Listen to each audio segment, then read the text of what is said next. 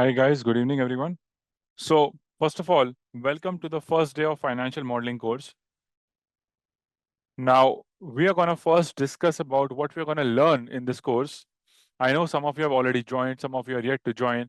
So to clear all the confusion in your mind and to give you a clear picture of what you're going to learn and what is expected, I'll just give you a high level understanding first.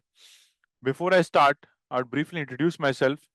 My name is Rahul Agarwal. I am a CFA charter holder and I hold a diploma in IFRS. I did my bachelor's from one of the top ranked colleges in India, St. Xavier's. I worked in equity research and credit research. And after that, I have been a corporate trainer for a long time. I have taken trainings for sovereign wealth funds like Qatar Investment Authority, Department of Finance, Abu Dhabi, Dubai, etc. So that is just a brief about myself. And in this course, our goal is basically to make financial modeling simpler to understand. Now, one of the common things which we noticed in and around us with respect to financial modeling was that most of the people are offering pre-recorded courses, and if you get it, you get it. If you don't get it, it's fine, and you will find a load of content, way more than you need to start.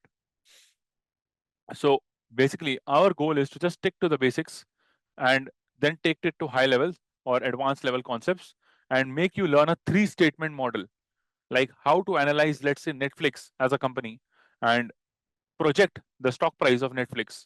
So the goal of basically learning this, the idea behind learning this course is that you get a clear picture of how to analyze businesses. So whether you want to be an equity research guy, credit research guy, entrepreneur, want to be a self investor, or just out of passion or curiosity you want to learn this course, or want to land a job in investment banking, this is the go-to course. Obviously, there are many things in financial modeling, and we're going to keep adding more and more courses as we move forward, like LBO, IPO modeling, etc. But first, you need to know the most important type of financial model, which is a three-statement model. And then over a period of time, you can explore specified set of models. But the foundation is the three-statement model. If you know three-statement model, you can automatically learn other things. But if you don't know three-statement model, you will not be able to learn other things. So basically, you must have received the course outline. I am well aware about it. But to give you a heads up from my end,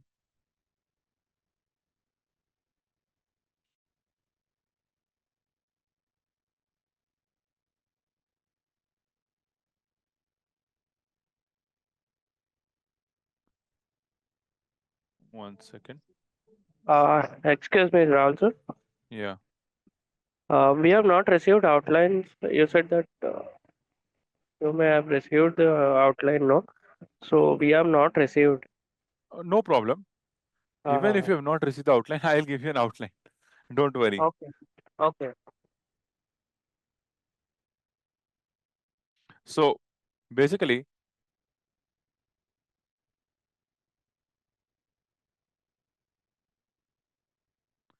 let's suppose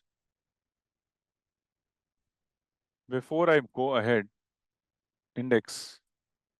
So first, we're going to do Excel for finance. Basically, understand something. In Excel, there are thousands of functions. In Excel, there are thousands of functions. Obviously, I cannot cover everything in Excel because it's not an Excel course. Even if there is any Excel course, nobody can teach you the whole of Excel. It's practically not possible. You learn these things on the go. A base can be built, a strong base can be built. My goal with respect to Excel is to teach you those skills or tools which are needed in Excel when you build a financial model. So my goal is to teach you Excel from a financial modeling perspective, which definitely solves a lot of problems in your daily working, even if you don't know financial modeling. Then basically, we'll talk about some charts, how to visualize the data, like a column chart, waterfall chart, stock chart, or maybe a spark line, etc. Then we will look at ratio analysis, or let me put a basic model, and then a ratio analysis. So chapter 3 and 4 are like more or less covered in one class. So this week our target is basically on the first four bullets, more or less. We'll cover the charts, Excel for finance, and you can find a link shared by my team member Arpit in the chat box, which is the raw Excel file, which I want all of you to download so that when I start solving, you solve with me. This is not a theoretical class where I'm going to narrate something and you're going to listen me and move forward. So you have to do it with me. I'll give you the time to do it. That is why we are allocating so much of time for each class. And then basically we have the three statement. If you are, please unmute yourself if you are on, please mute yourself if you are unmuted.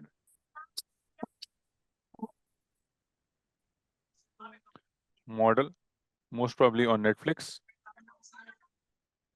And comparable. Guys, please, somebody is unmuted. Please mute yourself.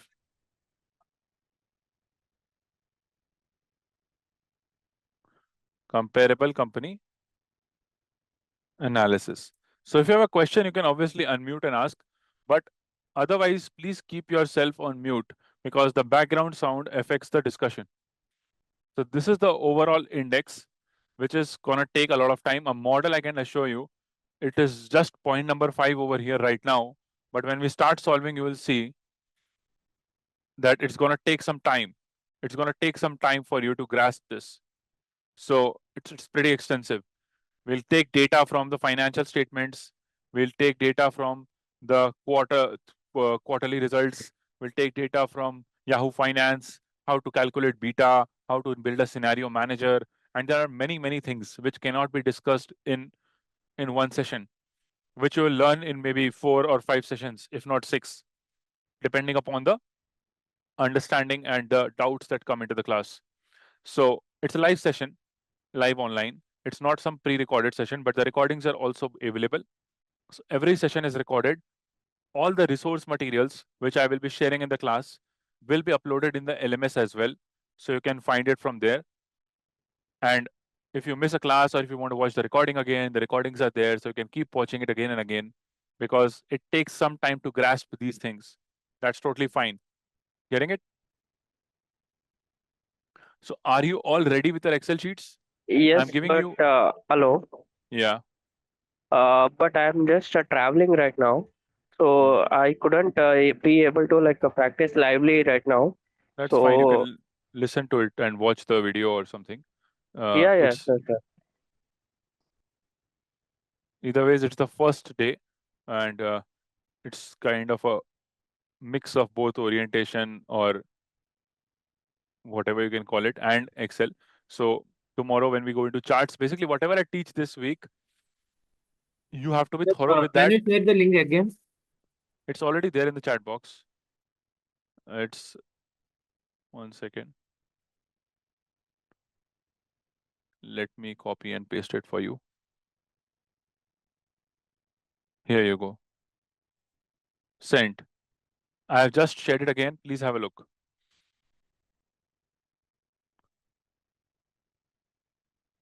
Okay, everybody.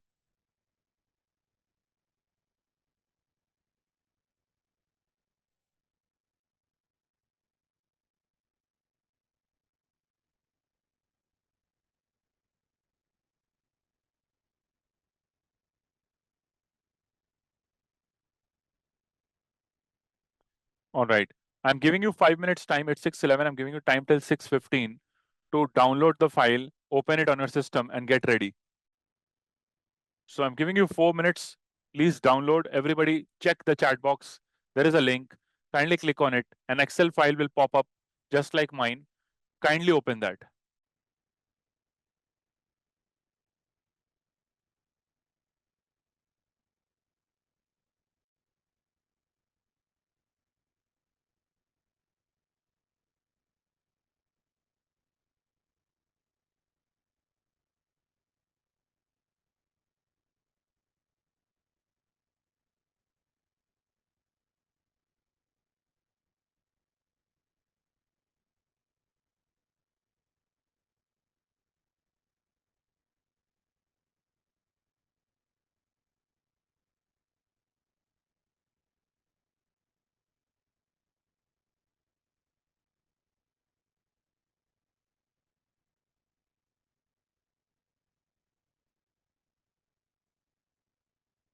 I want a thumbs up from once you have opened the file and you are ready. I've just shared it again. Ayushman. I just shared it again. Just scroll up. Have you joined now? Oh, okay.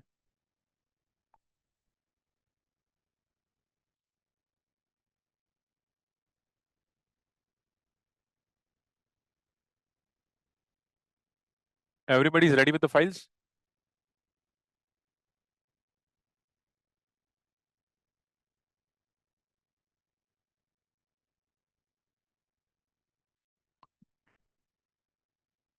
I want a thumbs up from everyone once you're ready with the files.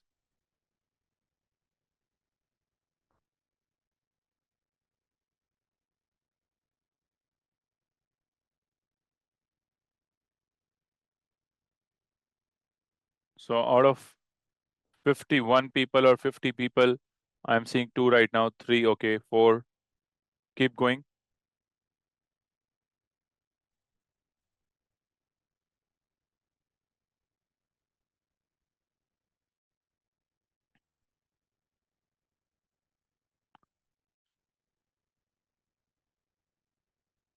I can anyone share that link again, please? Somebody has joined just now. It would be extremely helpful. Thank you so much. Thank you, Arpit.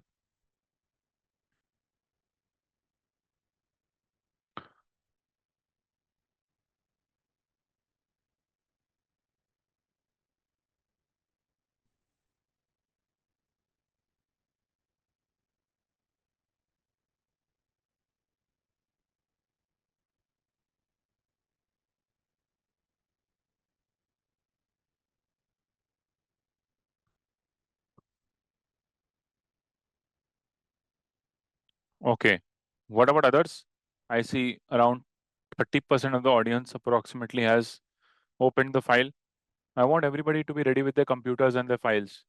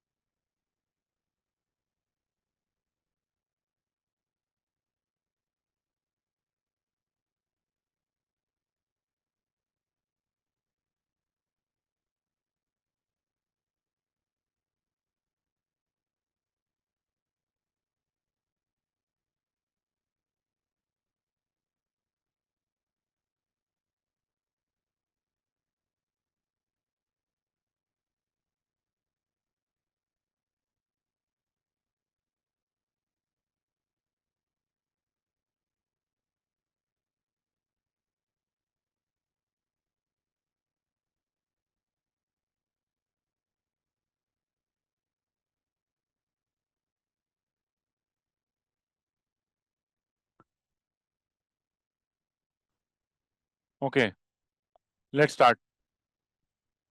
Let's start. Hi, welcome, Mohit. So, first is naming cells and range. Naming cells and range. Now, whatever I'm going to teach is required in financial modeling. Like, before I start even, I'll show you a trick. Like this sheet. The name of the sheet is showing what? Sheet 1. How to rename this sheet without using the mouse. Now, understand in financial modeling, one of the best practices is to try to avoid using the mouse as much as possible, to make the use of the keyboard as much as possible so that the things are faster. So press Alt O H R C, and I can now change the name. Sheet 1 is blinking at the bottom. Look at the name of the worksheet. Sheet 1, it is blinking. So I'll name it as index. How did I do it? I just press Alt, then O, then H, then R. You can press it one by one. You don't need to press it all at once. Just try, everyone, just try how to rename a sheet.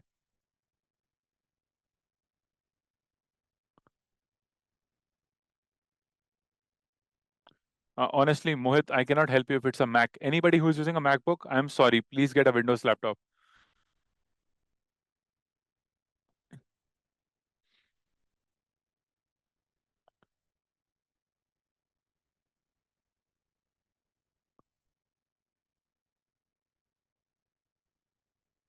Done, everyone?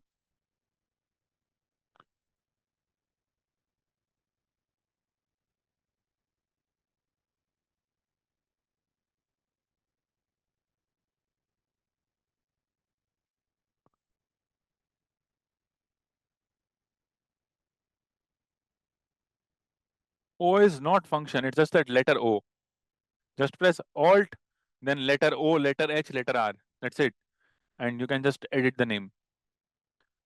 Like the normally what we do, we just go take the cursor at index, right click. Now I'll see an option called rename, and then I will rename it. I'm not doing that. I'm pressing Alt O H R, and boom, I get the option to edit it. Getting it? Everyone, am I clear till here?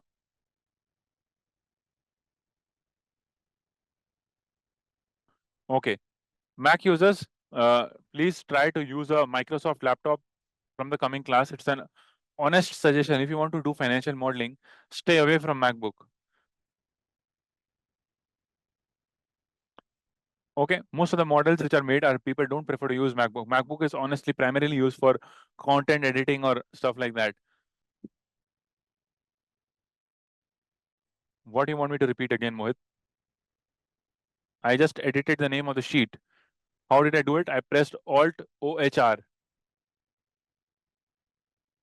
Once you press Alt OHR, you get the option to rename the sheet. So I renamed the sheet as index. Earlier it was called sheet 1. Done, everybody?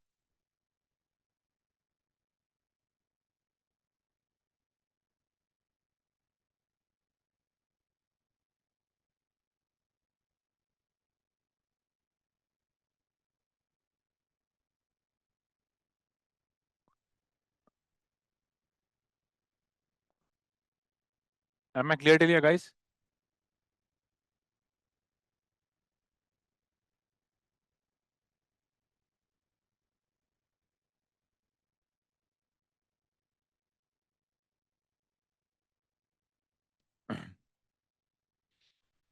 All right. I can see a lot of done, so I'm moving forward. So now, see, I opened a new sheet. I opened a new sheet. How did I open a new sheet? If I want to open a new Excel sheet, simply press Control N. Control press करके N press करो. Just press Control N, and a new Excel sheet automatically opens up.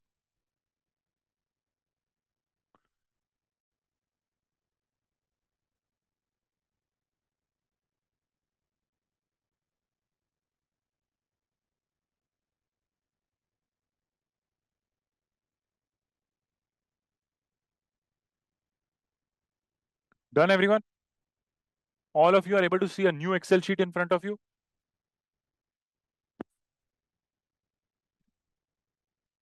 Are all of you able to see a new Excel sheet in front of you?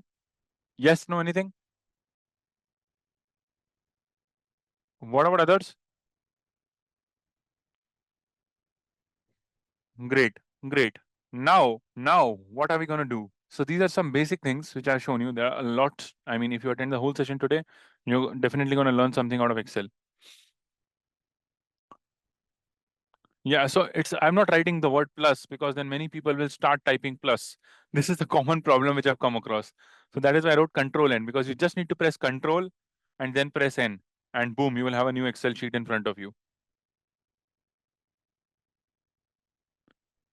Yeah, it's a new Excel file. Absolutely, it's a new Excel file. So if you want to open a new Excel file, you can press Control N and a new file will open. That is what I meant. A new sheet as in a new file. Am I clear?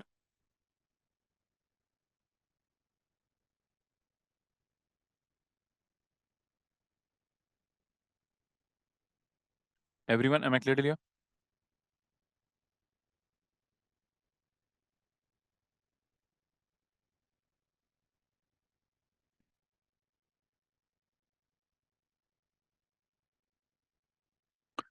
Everybody, am I clear till here? Now,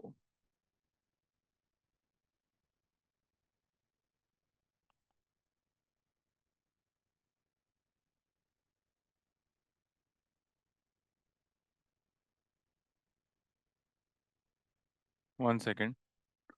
Now, how to add a new worksheet? How to add a new worksheet like I did just now? In some computers, it will be shift function and F11, and in some computers, it will be shift and F11. So if you see over here, I've added sheet 2, it automatically came because index was sheet 1. So it automatically became sheet 2. I'm deleting it. Now I'm pressing shift function and F11. You have to press all the three together and see a new sheet opens up. Since I deleted sheet 2, the new sheet that opened up was sheet 3.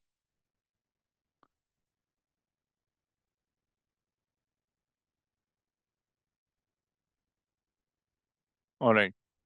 Now shortcut to, let me rename this.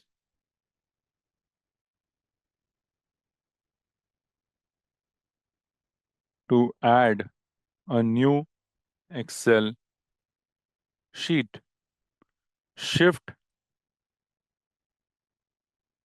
F11 or shift function key and F11. It depends upon the type of the laptop you are using. If shift F11 is not working, just press shift function key and F11. Either of them should work. Getting it? Am I clear till you, everyone?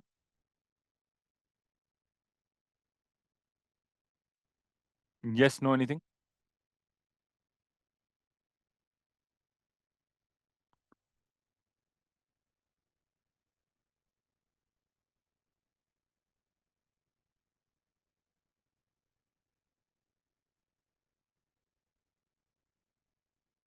Great job. What about others? Kindly confirm.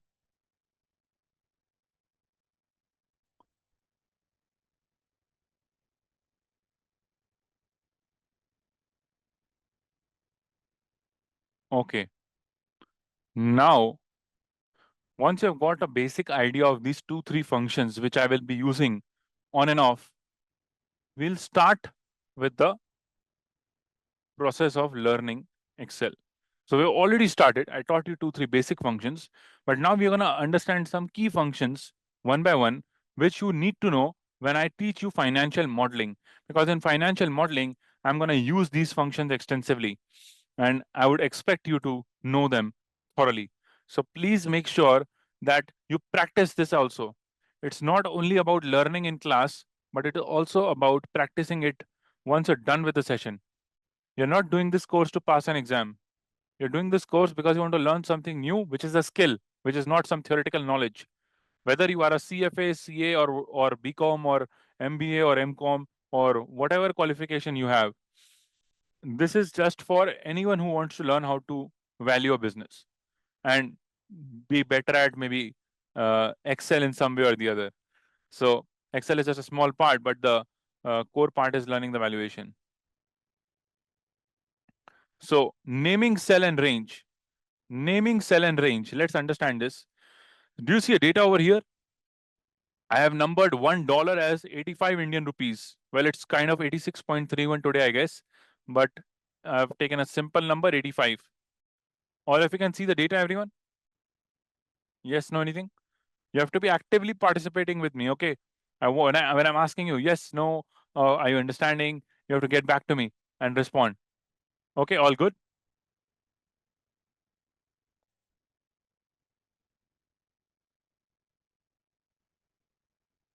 All right. So have a look.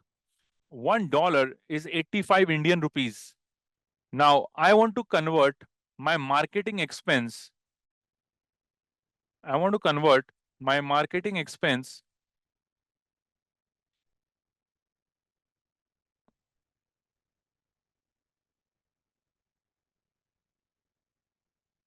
in Indian rupees. This is in dollars. So let me first make this in dollars. Select the data, select the entire range. How will you select the range? Select this cell, press shift,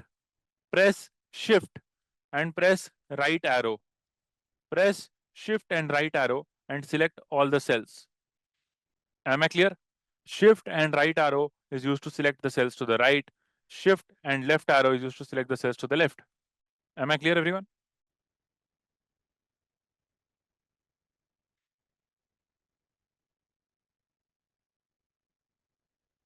Okay. So if you want to ask anything, you can obviously ask me. I'm assuming you've understood this. What is a column and what is a row? You need to be clear with this. This A, B, C, D, which you see at the top, these are all columns, the ones which are vertically given.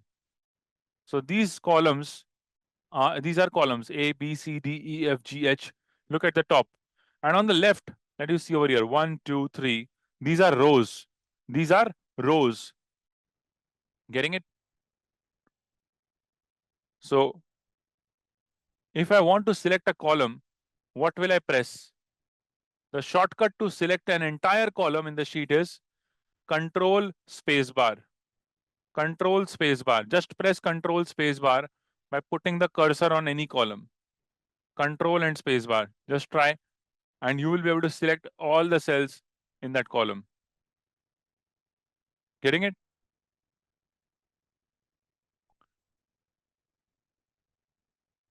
Done, everyone? I am telling you, every single function that I'm teaching you right now is very important, which you will see when I make you do a model. At that point of time, we are going to move really fast because I might do certain things at such a fast pace, not as in fast as in it will be fast for you. I'll go very slow. But when you see me operating by using that shortcut, and if you don't know that shortcut, you will feel you are operating slow. And if you know the shortcuts, you will operate at the same pace. So to maintain the sanctity, I am teaching all this so that you understand how to handle Excel before you handle a model. Okay. Now, how to select a row? What is the shortcut to select a row? Press Shift and Spacebar. Press Shift and Spacebar. Shift and Spacebar. Just try Shift and Spacebar, and the entire row gets selected. Getting it?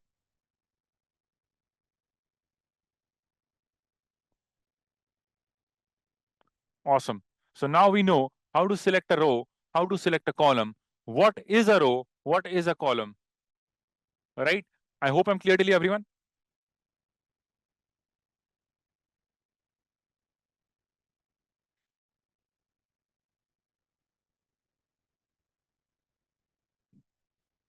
Okay. Now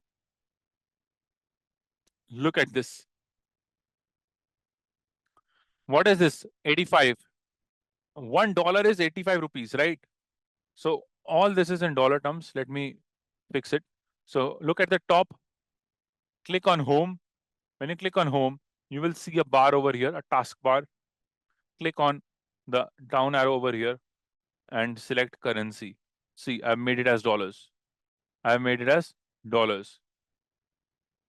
So now I want to convert the dollars into Indian rupees. So what will I do? Equals to, hit equals to, select this cell, press up arrow and go to $10,000. Into, how will you do into? Shift and 8. That dot that you see is a multiplication sign. If you have a number keypad on your laptop or computer on the right side, you will see the same thing beside the slash key or the numlock key. So wherever you see that, you can just hit that. So Shift and 8, if you press, you will see the dot, which is the multiplication. Into what? Into this cell, 85. Into the cell, 85. Now, understand, if I am doing this calculation, the manual way or the laborious way is keep selecting this cell, keep multiplying it. Or, like I've already named this cell over here, so let me just delete the name.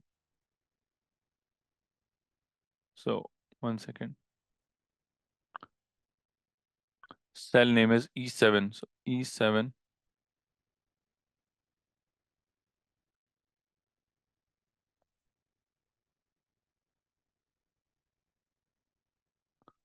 Okay, anyways, ignore that. Suppose in your laptop, you will be seeing this cell name over here at the top as E7.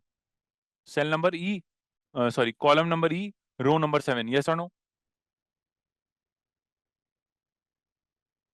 everyone, you must be seeing column number E, row number 7. So basically, let me do one thing. Let me just delete this. Just give me 1 second.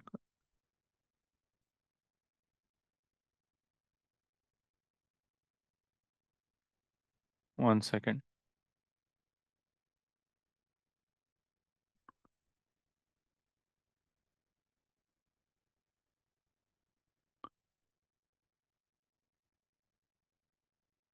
What is it? Not getting deleted?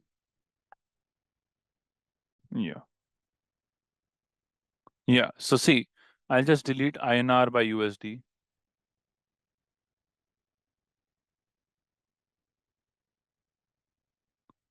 I deleted it.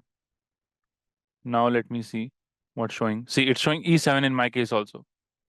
It is showing E7 in my case also. I'll show you how I opened the name manager. That dialog box which just appeared, just ignore that for some time. I will come to that. Just have a look. I want to calculate $10,000 in rupee terms. So equals to 10,000 into 85. Now, again, if you see over here, in 2020, I will select equals to, I'll select 15,000 into 85. And like this, I'll keep calculating each year. Another way to do the same thing is using a dollar sign. So equals to 10,000 into 85. When I click on 85, which is E7, press function F4. Either press F4, and if your function key is not the dominating key, then just press F4. दोनों में से एक दबाओ. F4, and if F4 is showing a dollar sign, great. If F4 is not showing the dollar sign, press function and F4. Are you all getting $E$7, everyone?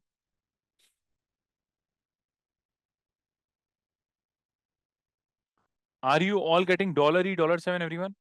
So dollar means locking this cell. So if I hit enter, see, I will select all the cells on the right, and control R. What is this? I pasted the same formula on the right. So I got the same answer immediately. So now understand how is control R working. Before I get into naming the cell, understand how is control R working. See, if I want to add anything, suppose I want to add all these numbers at the top, I will use the sum function. So I will do equals to sum, over here, equals to sum, bracket open, select all the cells, bracket close, enter. I got a total of all the numbers. The total bonus that I've given to different departments is 1,71,115. Yes or no? Everybody, yes or no? Am I clear till here?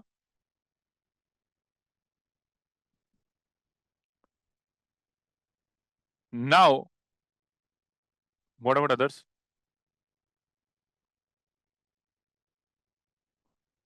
I want some more responses before I move forward.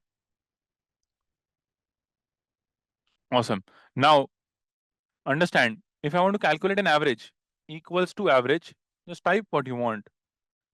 Press tab. The moment you see average as the blue line or the blue command, just press tab and select all the cells till here. Bracket close. And you will get the average bonus paid to all the departments. So like this, you can calculate the sum and average. But we are not going to use this method. This is a very basic method. We are going to use a naming cell or range function to apply all these calculations. But what is the need of that? See, first understand the problem. When I am applying the dollar sign, what did I do? Like, I'll delete all the cells on the right side. What did I do over here? Just press function F2, the formula will be visible. Press function F2, the formula will be visible. I multiplied 10,000 and I did not put a dollar sign on 10,000 because I don't want to lock it. When I drag the cells to the right, 10,000 should automatically become 15 over here. 15 should automatically become 16,500 over here. 16,500 should automatically become 17,000 over here. But this 85 should not change. Because understand, suppose I keep pressing F4, I remove the dollar sign. Okay. So here I'm getting the right answer. Now if I apply the same formula on the right, see, there will be a problem. It's all wrong. Why? Because when I'm dragging it to the right without locking 85, it is taking these cells. You can notice function F2. It is taking F7 as your conversion rate, whereas it is given in E7 over here. Because of this reason, the answers are incorrect. How to solve this problem? The way to solve this problem is by freezing or locking the cell which you do not want to change. So when I go over here, I click on function in F2 or F2 if your calculator, if your system straight away uses a function F123 and press function F4. Just use F4 key to lock to put dollar and enter. What happens is I have locked this 85. I have locked this 85. So every time I am dragging the cell to the right, it is definitely taking 15 instead of 10, 16.5 instead of 15, and so on. But the multiplication factor, which is the conversion rate, is always 85. So select all the cells on the right and press Control R. Control R. Just press Control R. Whatever formula you have applied in the year 2019 automatically gets applied in 2020, 21, and 22. All the cells on the right which you selected, the same formula got applied. Getting it? Am I clear to you, everyone?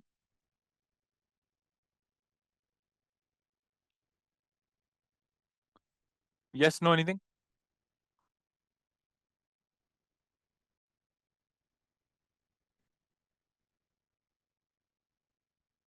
What about others?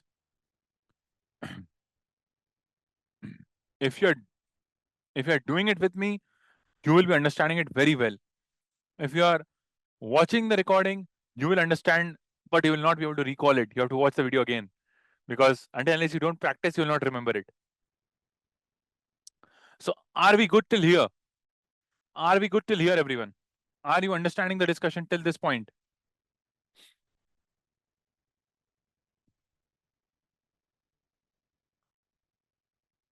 Kindly confirm, everybody. What about others? Okay, Ram, thank you. Payal, I got a response from Shivakumar. What about others? I want more responses. Where are you guys? Are you done till here?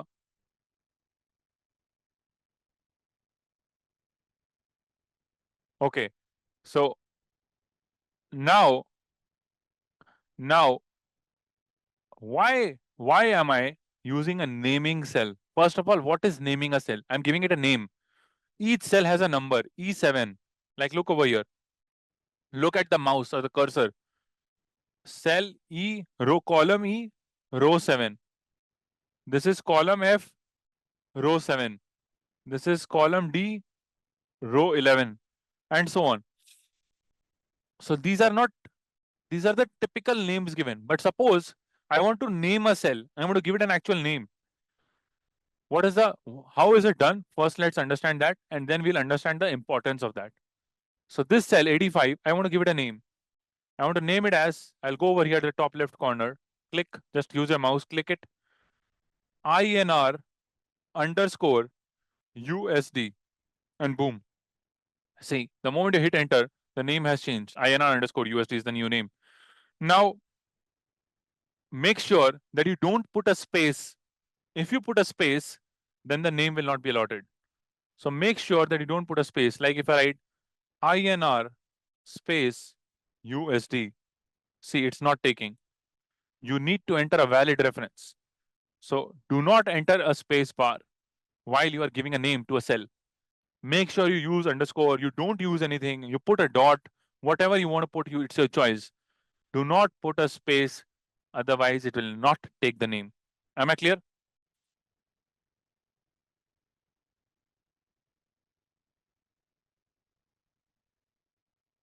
While naming a cell. Okay. I hope I'm clear to everyone. Everybody, am I clear to? Kindly respond.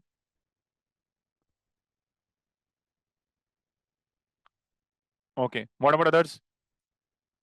Lakshya, Rohit Rawat, Navika, Chahat, Amisha, Anju, Sarthak, Anganpreet, Mukesh Singh. All right, great. Thank you. So now the problem is, guys, let me first, you know, delete control function F3. Let me delete it again because I want to show you something. I'll show you how to delete it, edit it, everything. But first understand the logic. I will, I will show you. I'll come to that. I've not reached there till now. I'm doing it for explaining something. So just wait for a moment. See, when I am putting a dollar sign over here, as you can see, just press function F2 or F2. You can see a dollar sign clearly visible. Now, the problem is, guys, suppose I drag this cell down or I do control D, or let's suppose I delete, not drag this cell, but let's suppose I delete 85 or I insert a cell over here. Now, the problem is that if I'm doing any such thing, then the marketing expense cell results can get affected because end of the day, this number is multiplied with this cell E7. If I delete the entire E column, what will happen? Like if I press control space bar and I just delete column E, see, all the answers are deleted or it's showing an error. Why? Because the cell with which I had multiplied is deleted. So press control Z. Now, let me name this cell. Let me name this cell. Let me name it as INR underscore USD.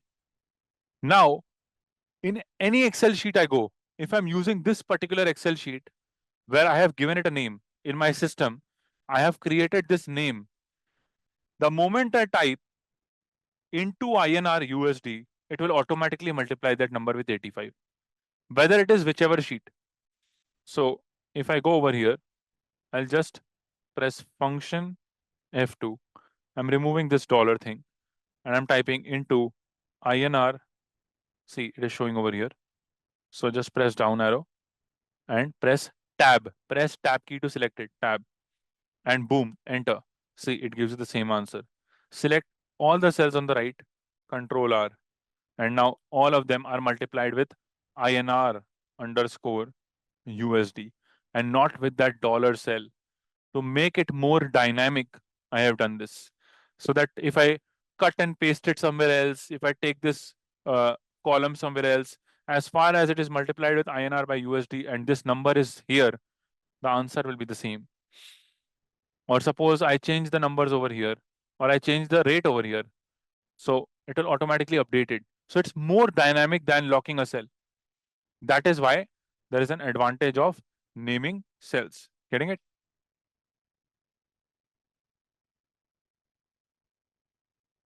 Am I clear till here, guys?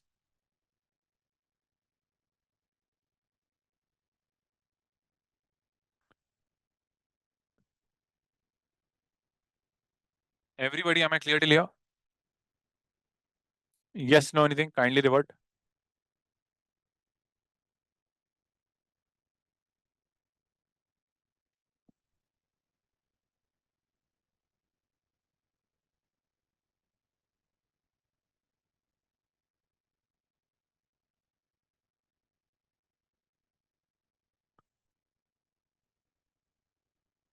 All right. Manazir, are you understanding? Manazir, Manazir, are you able to understand everything? Good. Shantanu, what about you?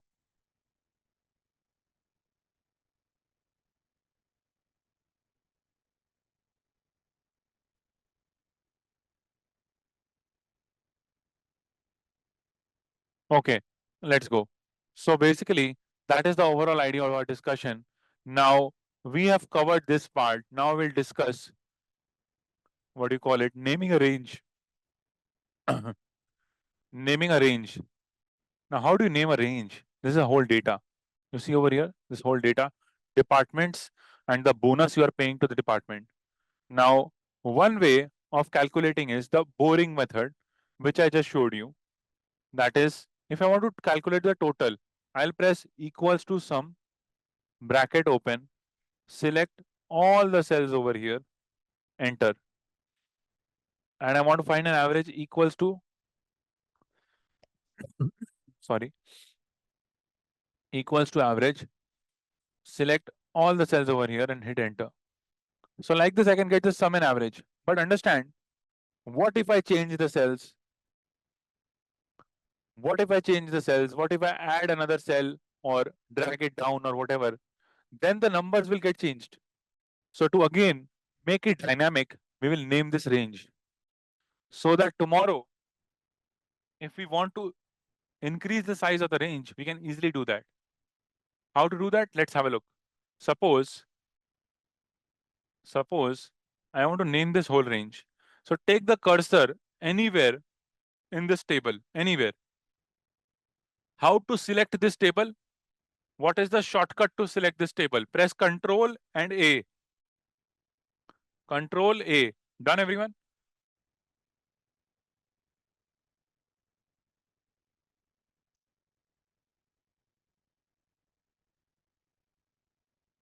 Everybody done?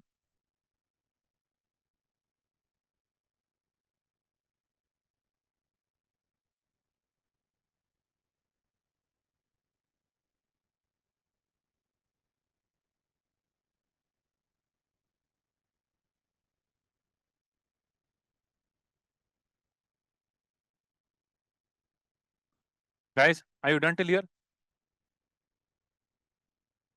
Now, once you're done with Control A, just press Control, Function, Shift, and F3. So first press Control A, then press Control plus Shift plus F3. For some computers, it can be Control plus Function plus Shift plus F3. You will understand what you are doing. Just be patient enough to do it with me. Are you done till here, everyone? Do you see a dialog box in front of you where it is written top row or something? I can take my cursor here, Control A, Control, Function, Shift, F3. So they'll ask you, create names from the selection. Create names from values in the top row. In this table, I want department to be as a name for all the departments. I want annual bonus to be a name for all the bonuses. Getting it? Am I clear till you, everyone?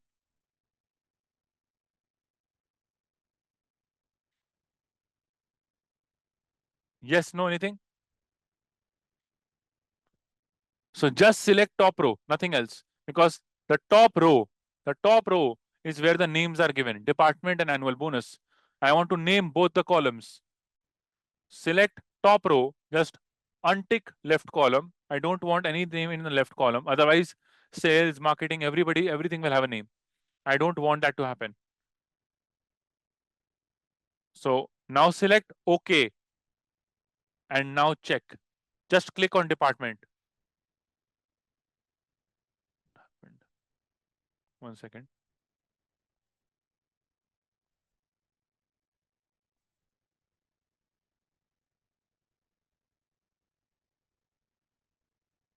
Yeah. So just see the whole thing. See, when I selected the entire column from sales till the end, what is the name? Department. So the Excel understands now that this entire range is a department. Look at the top.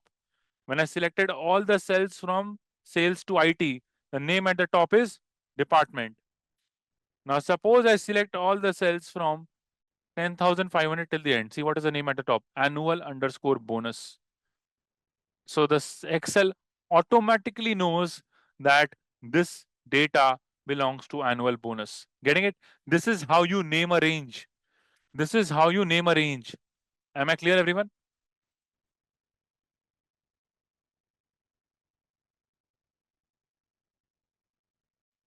Yes or no? So now if I go over here, equals to sum annual, see, annual underscore bonus is showing up. Just press tab and hit enter. You got the summation. If I press equals to average, bracket open, and press annual underscore bonus tab and enter. Like this, you can easily get the answers. Am I clear to you, everyone? Now you know the role of naming cell and range because when I'm doing this trick, I can do this in any Excel sheet. Once I've created this name, I can, this stays there forever. So somebody was asking me, sir, how to see all the names? Simply press Control, Function, and F3. Control, Function, F3. Press all the three together. Control, Function, F3. A name manager box will pop up. So see, I have created so many names. You don't need to know all of them. You will get to know all of them once we move forward. Uh, no, I don't think so, Nathan. You can try and see, but I don't think so. So as you can see over here, I have created so many names. And whenever I go to any Excel sheet, and if I just type equals to annual underscore bonus, it will automatically fetch the data of bonus. So I don't, if I put a dollar sign, I would not, it was not possible for me to do that. But because I've named the cell, now I can do it. So again, I'm pressing Control Function F3.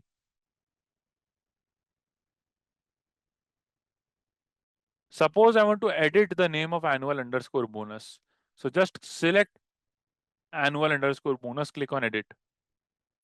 See, an option to edit the name is showing up.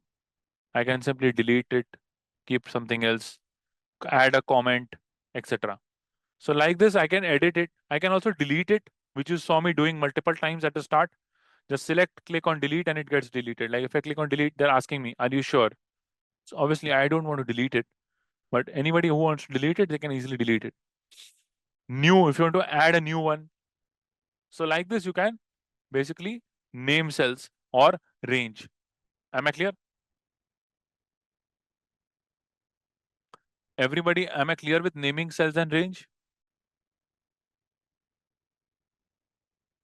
Yes, no, anything?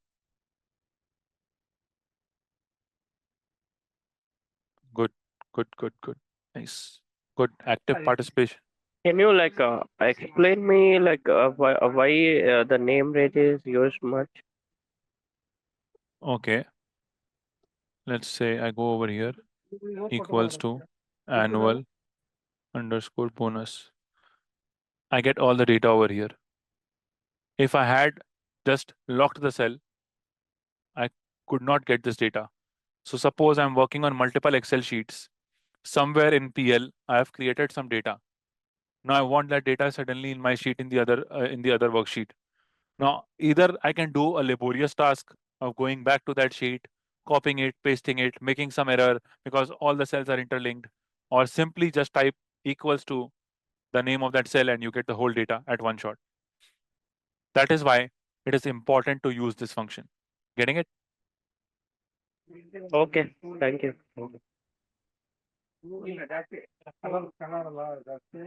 Okay. Can you please mute yourself if you don't have any other question? Okay, everybody, am I clear till here?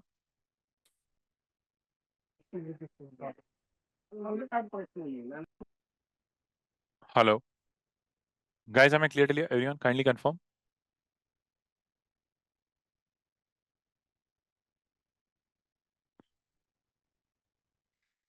Okay. In the meantime, I'll give you some notes. This is just to summarize our whole discussion so that when you're revising or when you're going through the sheets again, you don't need to worry. I'll make it, I'll try to make it as short and precise as possible. So basically, if I'm naming a range, what did we learn?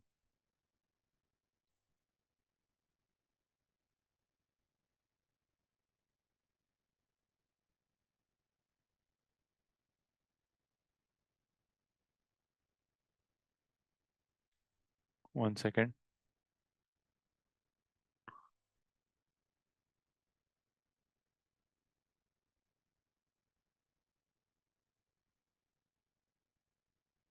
Naming cells. So basically, I'll give you a full summary of the whole discussion. In naming a range, step one, select the table, press Control plus A. By plus, I mean you don't need to press plus, Control and then A.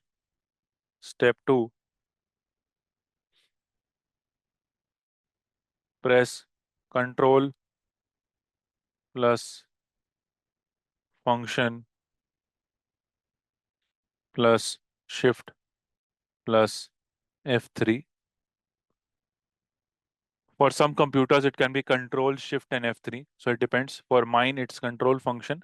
Obviously, you will understand that much that if function is not required for you, you will not use it. Now, step three, select a cell range name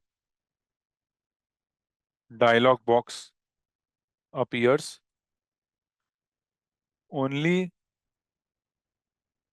just select the top row and unclick other options. Step 4, select all the cells in the department range. The name will show at the top left corner. That's what we studied, right? Yes or no, everyone? That is what we have covered in naming a range. Now, if you want to calculate a sum, just press equals to sum and type the annual bonus or equals to average. So that is something which is you already know. A naming cell, while naming a cell, do not put space between letters. Then basically the advantage is you do not need to lock the cell.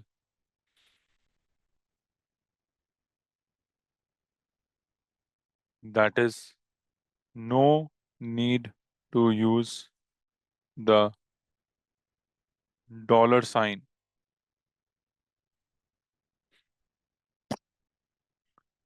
Next, to see the name manager, press Control plus function plus F3. And then now you can create, edit, or delete cells which have been named. Am I clear till you, everyone? This is just like a gist of our overall discussion so that you can easily recall everything I've taught you in naming cells and range. Am I clear?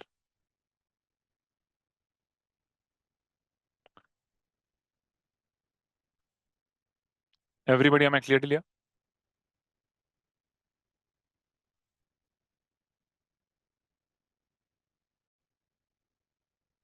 What about others?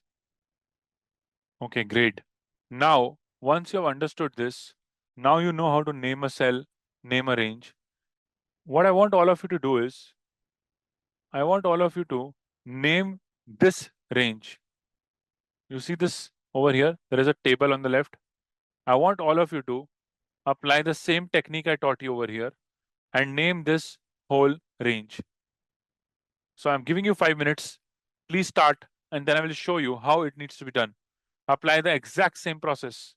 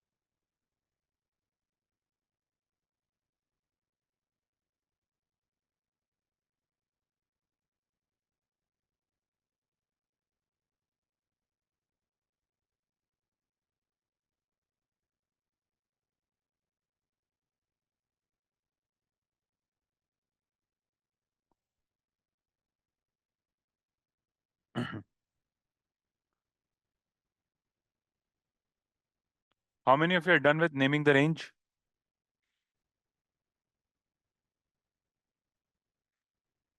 How many of you are done with naming the range?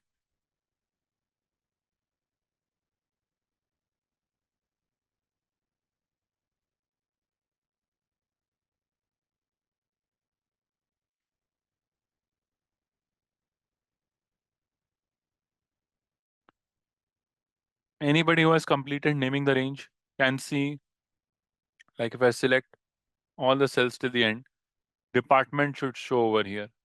Like in my case, it is showing department over here. So if I select all the cells, monthly salary should show over here. Sorry. So is the same happening in your case? Is the same happening in your case, everyone? Kindly revert.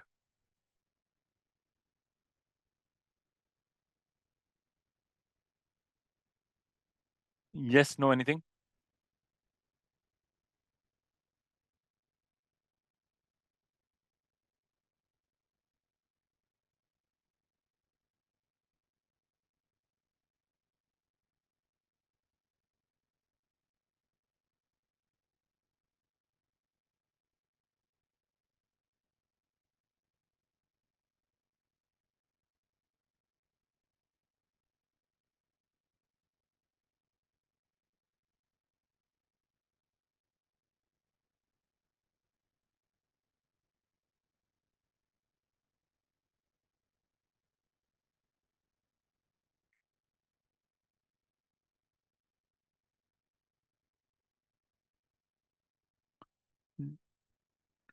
Anybody who has completed naming the range?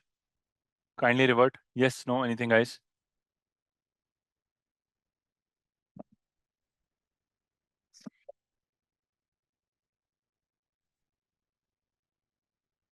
Manazir, have you completed doing it? Mahesh, AMI, anybody who has completed doing naming the range?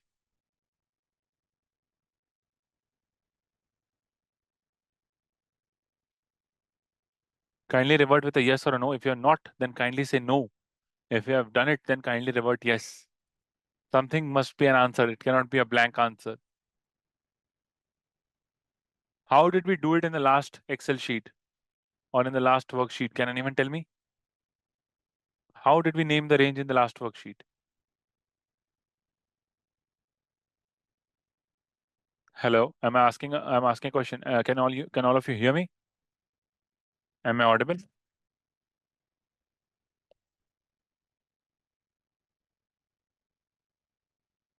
Guys, am I audible? Can you all hear me? Hello.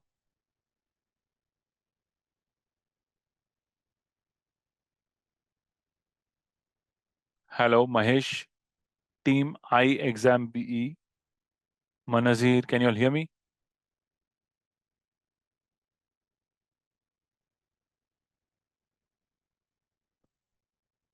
Hello, am I audible, guys?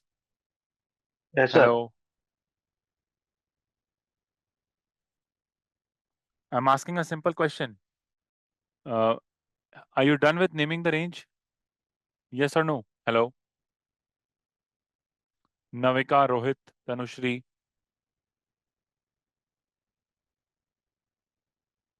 What about others? Kindly revert, guys. Okay, great. Thank you. So kindly revert when I'm asking you. So press Control A. Just take your cursor on the table. Press Control A. I have selected the entire table. Now, what will I press? Control Shift F3. In my case, it is Control Function Shift F3. Control A. Control Function Shift F3. Again, top row, only click on OK. So now the names are created.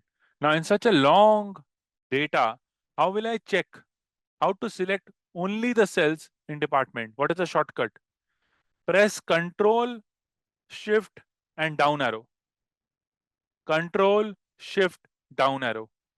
It only selects the cells which have data till the end. And if I press up arrow, I go back to the top. If I press Control and down arrow, just Control and down arrow, I will straight away go to the last cell in the data. If I press Control and up arrow, I will straight away go to the first cell in the data. So Control, Shift, down arrow to select all the cells below. Control and down arrow to move to the last cell. Control and up arrow to move to the first cell. This will come with practice. Excel is not a exam where you will learn things and puke and then move forward. You have to keep doing it again and again. Even I am learning till now, and everybody who is teaching Excel will say the same thing, that they are all in the learning phase because there are so many things in Excel. So basically, department or monthly salary. If I want to check monthly salary, Control Shift down arrow. See what is the name at the top, monthly salary. So I have named the range. I have named the range. This job is done. Now, what calculation needs to be done? Have a look over here. Total salary. How to calculate total salary? Can anyone tell me? What should I do? How to do the summation of the entire monthly salary? What is the structure or the formula like? What should I type? Equals to? Can anyone answer this? Equals to sum. Then open bracket. What will I type? I don't need to select all the cells. I have already named the cells. Monthly salary. So see, down arrow, press tab, select monthly salary, press tab and hit enter. You get the total salary. Getting it? That's how easy it is. So you don't need to select the cells, equals to sum, and all of that is not required. You don't need, if this was not done, how would I do it? I will just press equals to sum, bracket open. Now I will select all the cells from here. So Control Shift down arrow. All the cells are selected. Enter. Obviously, it will show the same answer. And it is showing monthly salary because we have already named it. But if it monthly salary was not named, this column or this range was not named, this is the way to do it. But this is a better option by naming the cell or naming the range. Getting it? Am I clear to everyone?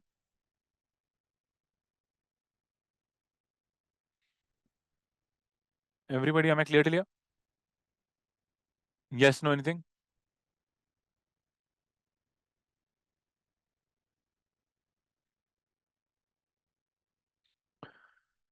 Kindly revert in the chat box if you understood the calculation till here. Okay. What about others?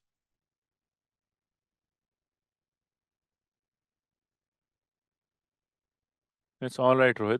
I can see a very large explanation. Okay. All right. Thanks, Manazir. Now, average. Oh, sorry, max. What is the maximum salary? In all these numbers, I want to find the biggest number. Now, if suppose, now this is the advantage of naming a range. See, can you literally from your eyes find the max value over here? No. So one way is to again apply the same equals to max bracket open type monthly underscore salary. See, enter, and I get the maximum value. If I want the minimum value equals to min bracket monthly salary. Sorry, equals to min monthly down arrow tab. So this is how you get the minimum, maximum, and total. Average is simple, equals to average bracket open monthly salary. So like this, you can get all the numbers: average, monthly, maximum, and total. Am I clear till here, everyone? Everybody, am I clear till here? Yes, no, anything? Kindly revert, guys. What about others? Sc- Screen sharing has stopped. Anybody is facing issues with my screen sharing? I don't think so. Check your internet, Dakshesh. I don't think so. All right. So basically, now count the total number of employees. What is the use of naming department cell? I want to count the total number of employees.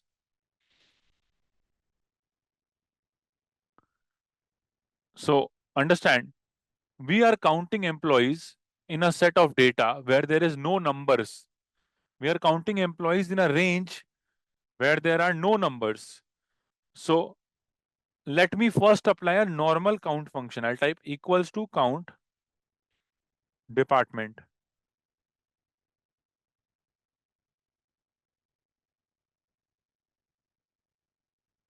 See, it is showing 0. Why? Because it is trying to count numbers over here. If it was given 10, 20, 30 like that, but that is not given. It is given in text. So I just want to count the number of cells basically. How many departments are there? I just want to count that. So I'll use a function called count A equals to count A. See what is written beside count A. Counts the number of cells in a range that are not empty. It will just count the number of cells which are not empty. So all the cells are basically all the departments. So press, select count A, tab. Now department, worksheet, enter. See 1000. There are 1000 employees, or sorry, 1000 employees in total. Basically 1000 cells in total. Getting it? Each cell is treated like an employee. Like there is a employee from sales, marketing sales, HR sales, like this. So it is counting the total number of employees. It's 1000. Getting it?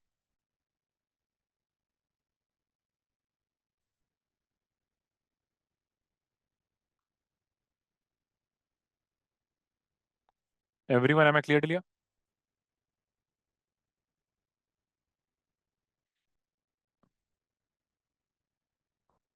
Everybody, am I clear till here? Am I clear till count A? Why we are using count A and not count function? Hello?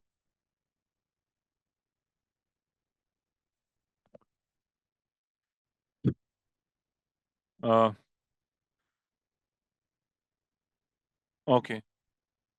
All right. So thank you. So let's move forward. So count the number of employees Have a look. Let me zoom in a bit. Count the number of employees in different departments. Now I want to know how many employees are there in, say, finance department. So how to do that? First, let's name the departments. So in total, there are 5 departments.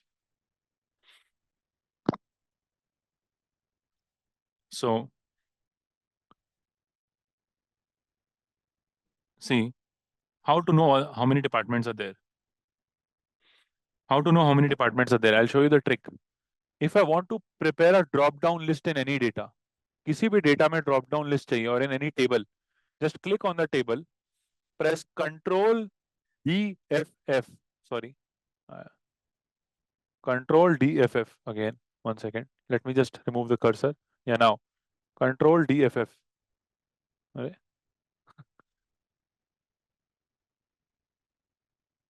What's wrong? 1 second.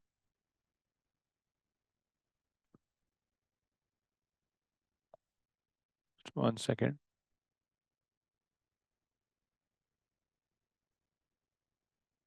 Should be.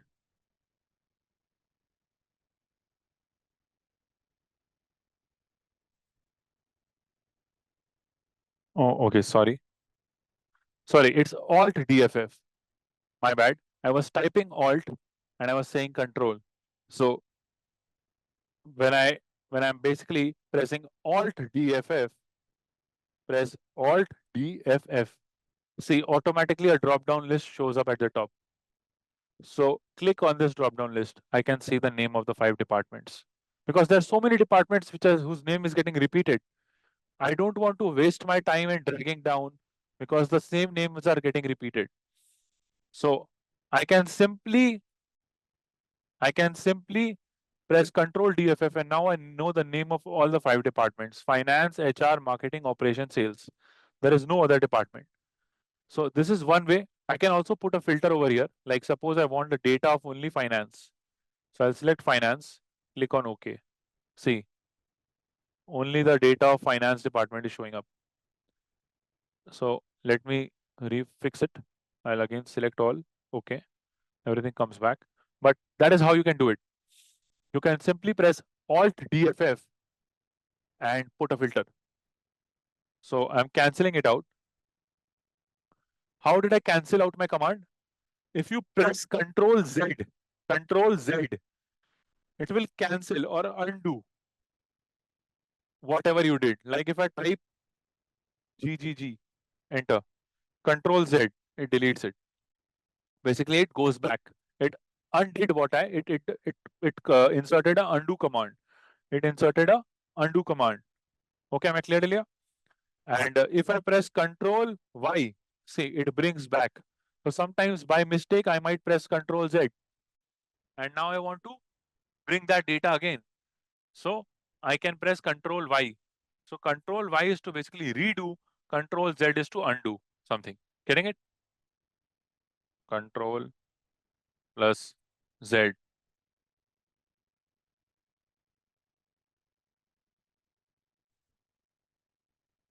Undo. Control plus Y is to redo. Control plus A. Select the data range. Control, sorry, Alt plus D plus F plus F and insert a filter. Am I clear to everyone? These are the commands which we have discussed along with the calculation that we are doing. Am I clear to everybody? Everyone, am I clear to yes, no, anything?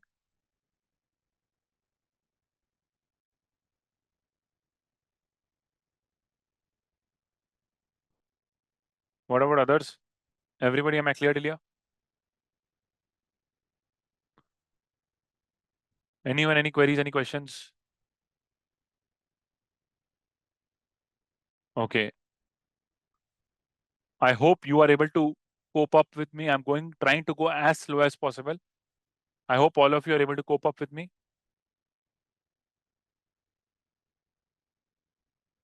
Okay. So now, once I've named my data, okay, I also how to control plus shift plus down arrow to select the data in the column, control plus down arrow or up arrow to move at the top or end of the table or the Excel sheet.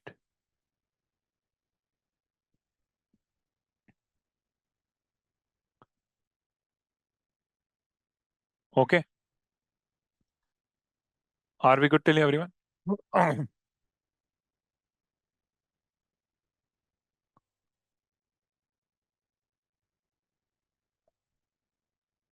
So this is the overall discussion. No. There, as I told you, in Excel there are multiple commands for the same thing, like to paste special. Like if I want to copy and paste something, Control C, Control Alt V, or Alt ESL. Both are the same functions. So whatever does the job for you. Like if I want to copy some data, like see, Control C, I copy this data. I want to paste it over here. Control V. Now I want to remove it. Now suppose I want to paste it in a certain format. It's a special kind of a paste. So I will press Alt E S L. L is for linking. So Control Z, press Alt E S. A dialog box appears. Now what do you want to paste? The entire cell as it is, the formula of the cell, the value of the cell, the format of the cell. Like if I select the format, click on OK. Only the color background is showing up because I wanted to paste only the format. Like in all the cells on the right, I want it to be of yellow color. I don't want anything else. I just want the format to be the same. So I can simply click Control C, select all the cells on the right, and press Alt ES and select format. So like that, I can paste special. Now, the same thing can be done like if I press Control Alt V. So again, the same function will show up. So in some laptops it does it, some laptops it doesn't. So it's best to use Alt ESL if you want to paste something special. So Control C is to copy the data and Alt plus E plus S.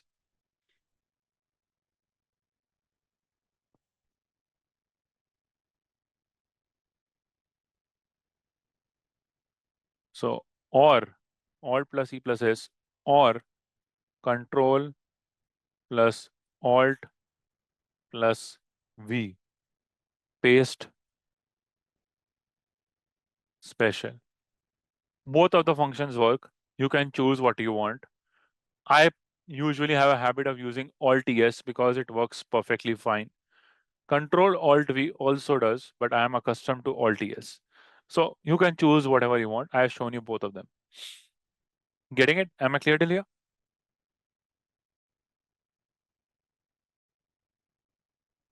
Everybody, am I clear till here? Yes, no, anything?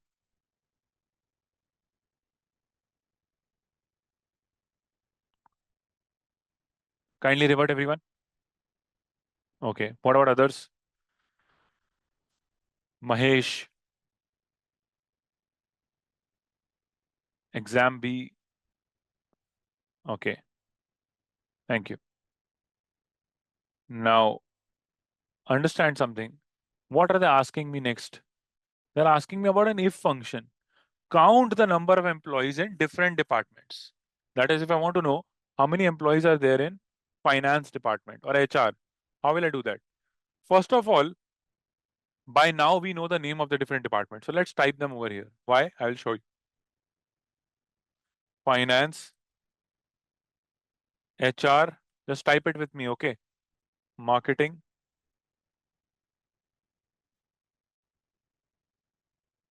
then fourth one is operations, and finally we have sales. Okay, I will just color code them. I'll give them a yellow color. Now, don't worry how I gave them the color because I have some shortcuts which I'm going to teach you in financial modeling. You cannot learn everything on day one. In cell styles at the end of this video, maybe tomorrow. So today's class is basically just a complimentary class to give you a feel of it. From tomorrow, obviously, if you're planning to take the class, you have to talk to the team and subscribe to the program.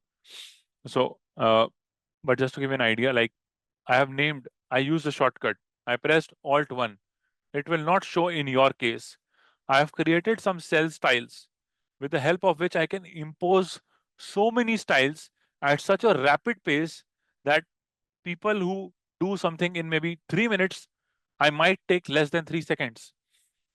So basically, uh, why I have imposed a color over here is to just demarcate that these are my inputs.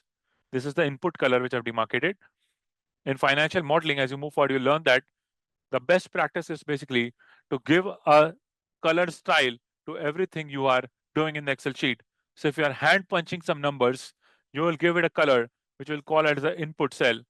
If you are calculating something, you might give it a color. If you are having some optional inputs, you might give it a color, and so on.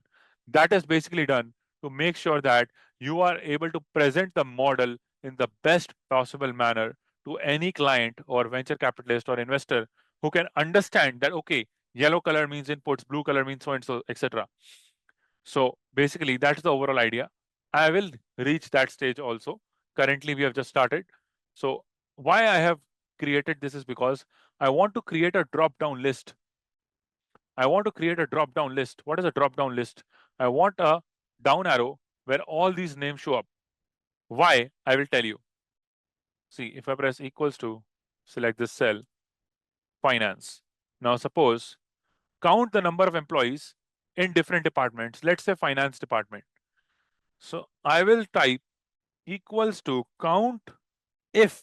I'll use an if function because I want to count the number of employees where in the department, comma, which department? What is asking? Criteria. Criteria is finance. So I selected the cell finance, enter. See, it is showing 187 employees. But suppose I want to know HR. So now I have to select equals to HR and then hit enter. So it's changing. But the problem is, why do I have to do such a manual labor? Let's add a drop down list over here. So let me delete this. So I'll click on this cell and I'll go to data. I'll just at the top, see there is an option called data.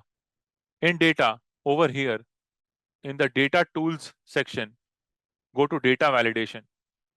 Data validation. Now, in the data validation, click over here, select list. You want to, in the settings section, in allow, click on list. Now it is asking what is the list you want. Select this whole data and click on OK. The moment you click on OK, automatically a list gets created over here in this cell. That is why I had selected this cell because I want the drop down list to be created in this particular cell. So suppose I select finance. See, the answer comes for finance. Suppose I change this to marketing. The answer comes from marketing. If I change this to operations, it comes for operations. If I change this to sales, it comes for sales. So I don't need to every time press equals to and all of that. Simply place the drop down list, click on the drop down list, click, select the option, khalas, you get the answer. Getting it?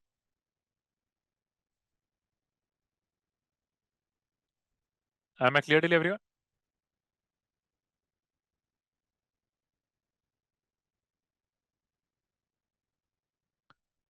Everybody, am I clear till here?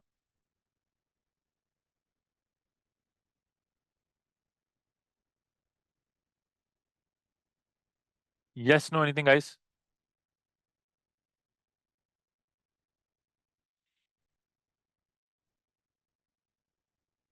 Manazir, Mahesh, Navika, Ananya. Are you understanding everything? Okay. Now, what is the next question? Count the number of employees who earn more than 20,000. More than 20,000. So let me first put 20,000 over here. Now, what should be the function? Again, count if. I'm using count the number of employees earning more than 20,000. So press equals to count if, not ifs. Okay, it's if. Ifs we'll study later on. For now, just focus on count if there is only one criteria. If there is more than one criteria, I will use IFS. If there is only one criteria, I will use IF. So just press tab, bracket open. What is the range? Who earn more than 20,000? My range is, I have already given it a name. It is monthly salary. So press down arrow, tab. Now next, comma. What is your criteria? My criteria, put it in quotes because it's not a number. So open quotes, double quotes, press shift and press the key beside enter.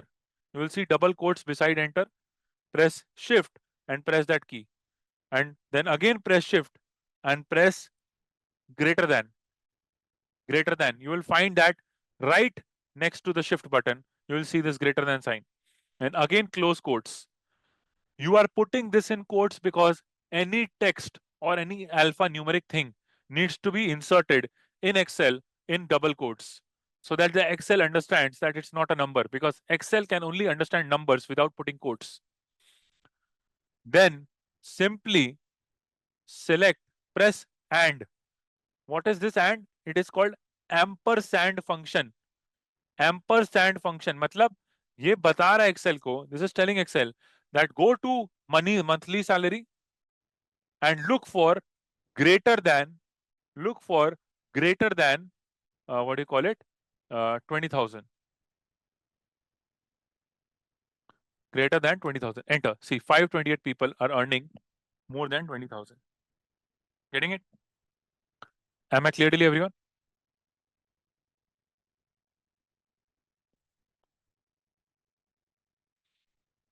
Everybody, am I clear to you? Yes, no, anything?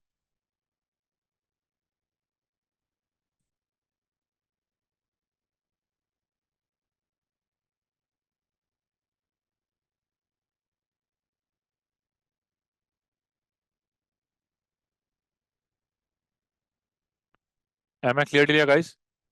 Yes, no, anything?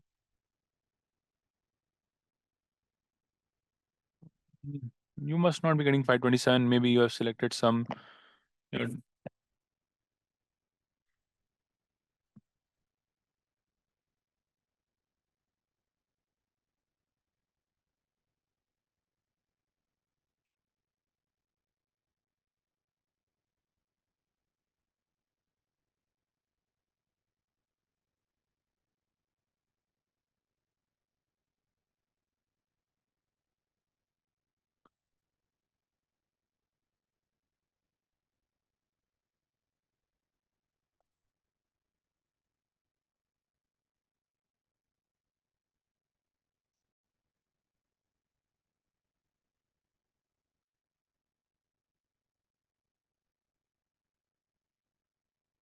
Everyone is getting 527 or 528, whatever.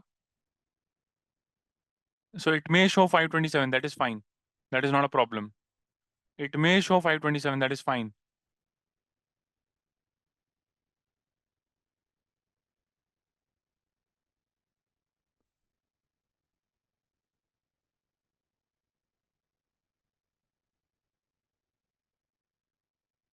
Everybody is getting 527 or 528.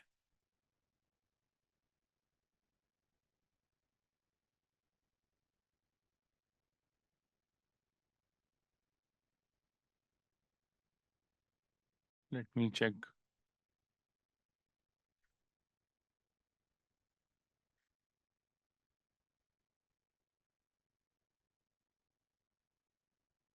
Yeah, it should show 528. Even if it's showing 527, it's fine. Don't worry. There must be some cell which got deleted or added or something because of which it is showing up. Okay. As far as the equation is correct, everything is fine. Am I clear to you, everyone?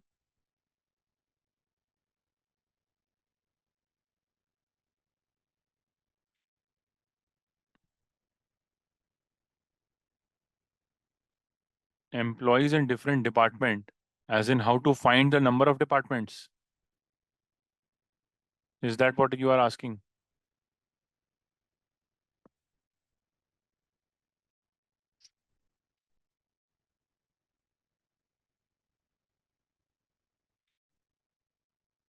Hi. Are you asking how to find the okay? Just select, click anywhere over here in the table. Press Alt D F F. Alt, then D, D for Delta, F for Finland, again F for Finland. So you get some drop down list over here. Click on drop down list. You see the name of different departments. Getting it?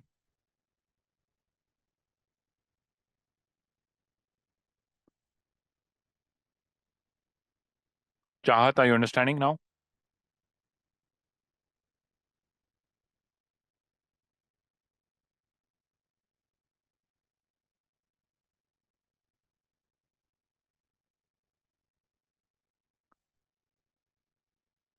Chahat, am I clear till here? Count if formula? Oh, I just showed you, I think. That is what we were discussing. Count if means count if number of how many employees are there in the finance department. So as I showed you, I hand punched the name of different departments. Then I created a drop down list over here. How did I do that? Select this cell over here. Select this cell over here. Go to data at the top. Data. In data, in this data tools section, click on this drop down arrow. Select data validation. In data validation, I want to insert a list. So select list and the source is these cells. Select all these cells because I want these 5 names in my list. Click on OK and the list will get created over here. The color I have added from my end, you can simply add it by going to home, clicking on this fill section, clicking on yellow. Getting it?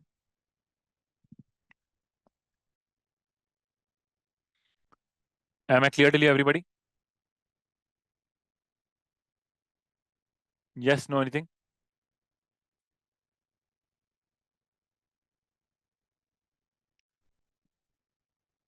Everyone, am I clear to you? Kindly confirm.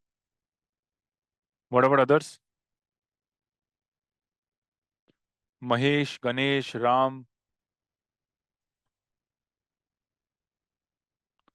Murtaza, Chahat, Ayan, Jugal, Habib, Indu.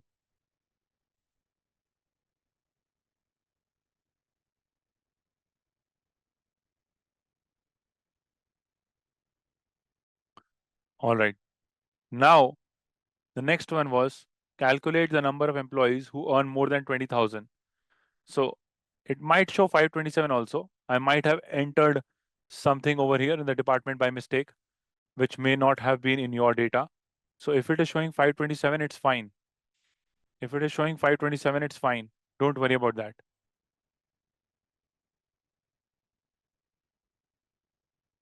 Okay.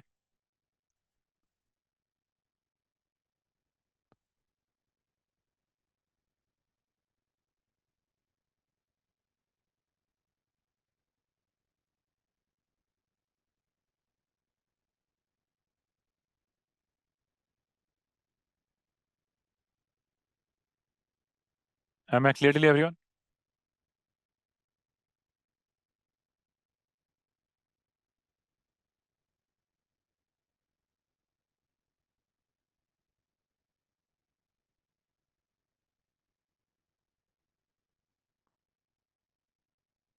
Done everybody? Till count the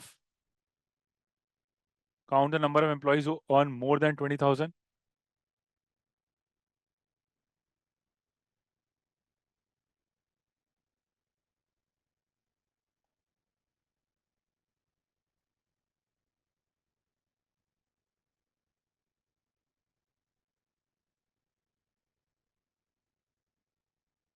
Now, next is count the number of employees who earn between 30 and 40. So 30,000, 40,000. Salary between 30 and 40.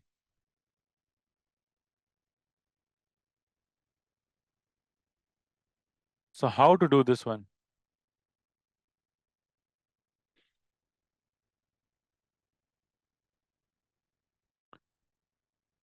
Equals to count ifs, not ifs. Because I have multiple criteria. Salary more than 30, more than equals to 30 and less than equals to 40. So salary between 30 and 40. So more than 30 and less than 40. So monthly salary,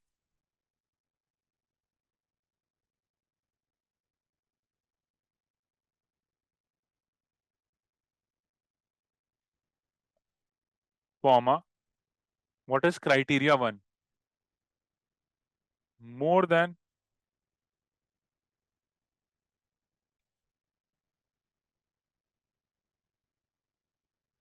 30,000. I've selected the cell 30,000. Next is criteria range 2. Again, monthly salary, comma, less than 40,000. Bracket close. Enter. 1 second. There is some error. Let me just double check. Oh, I selected both the cells as same. Sorry. So see, what did I do? I selected I12, 30 and here also 30, because of which the answer did not come. See, 208 employees. 208 employees. So you might be having, if you are having 527 over here, the answer over here will be 207. I think I have taken one cell extra, because of which I am having 528 and 208. So if your answer is coming 527 and 207, it's totally fine. So what is the solution? Have a look. Monthly salary more than and I12. I12 is 30,000 and J12 is 40,000. So, so basically 208 employees are earning more than 30 and less than 40. Getting it? Am I clear to everyone?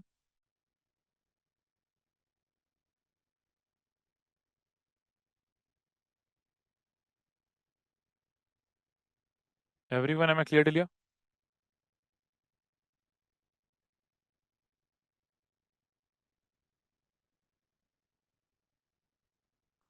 Okay, great. What about others? What about others? Kindly revert.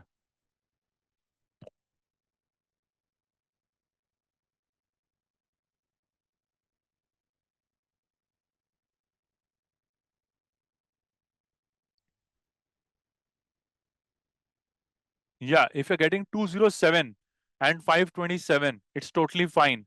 As I told you, in my data over here, I might have taken one cell extra while copy pasting the cells.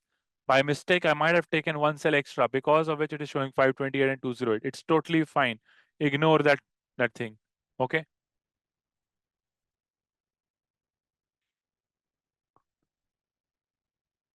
So 527 and 207. If this is your answer, it is correct.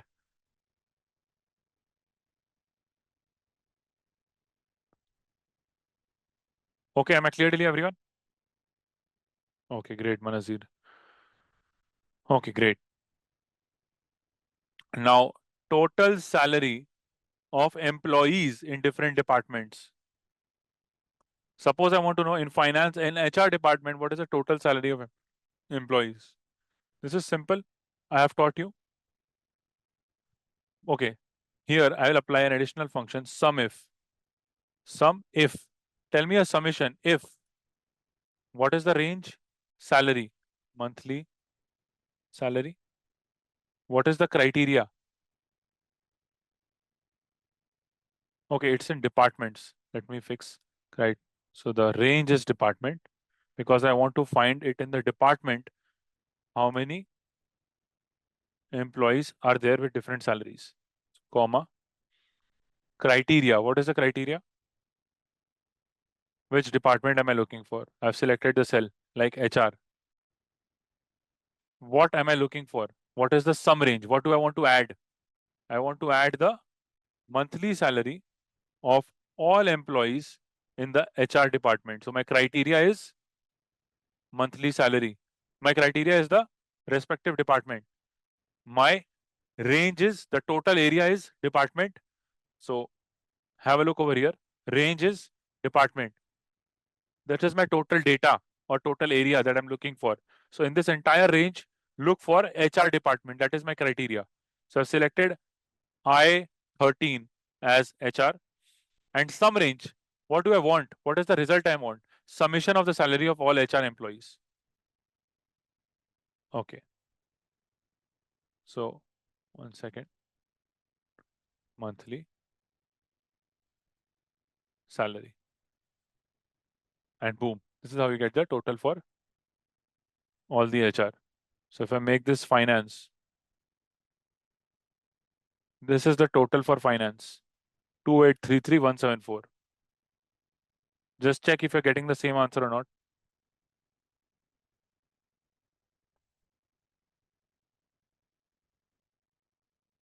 Everybody, please check if you're getting the same answer or not.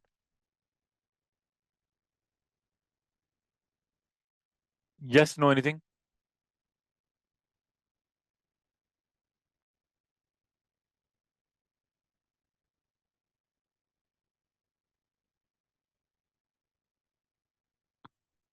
Everybody is getting the same answer. Kindly confirm with a yes or a no. Okay.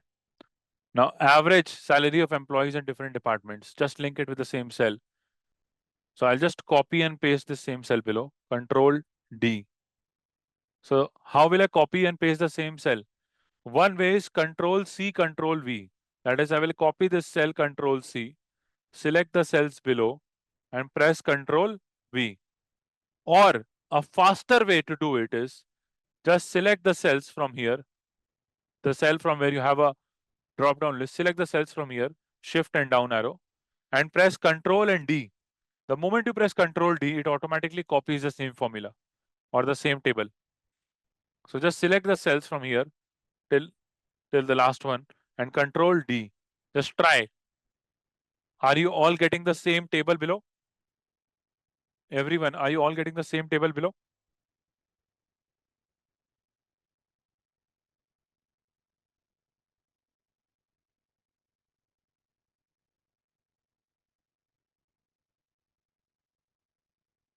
What about others?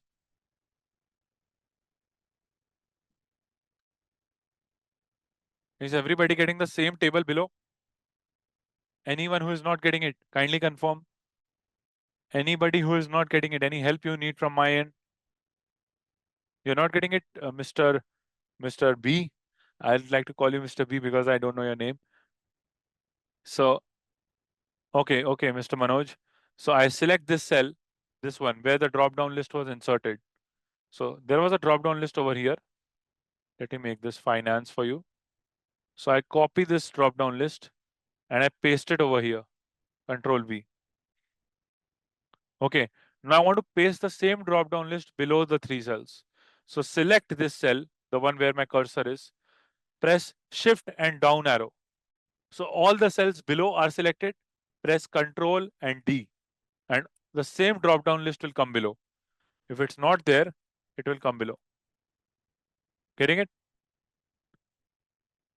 Like if I bring this drop-down list to the right, now select the cells below. Control D. See, the same drop-down list comes below. Getting it?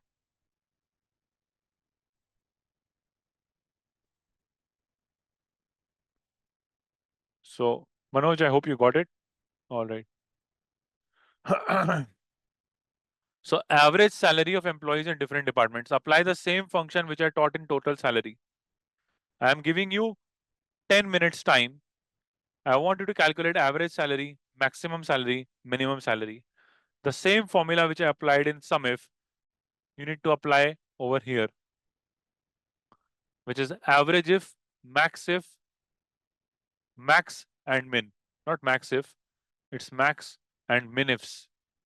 Max and min ifs. So just try everyone. Please try on your own. I am giving you 10 minutes. It's 7 minutes. It's 7:53. I'm giving you time till 8 p.m.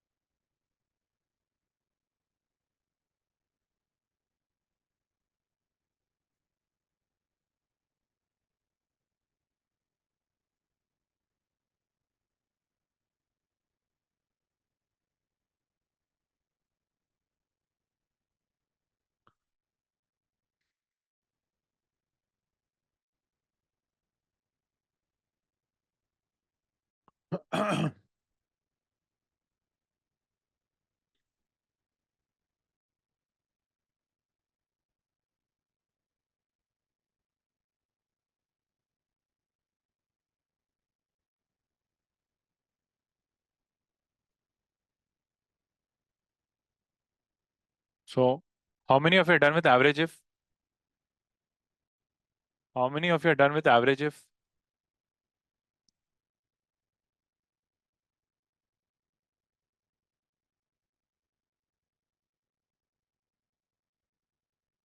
Anybody who is done with average if, kindly revert.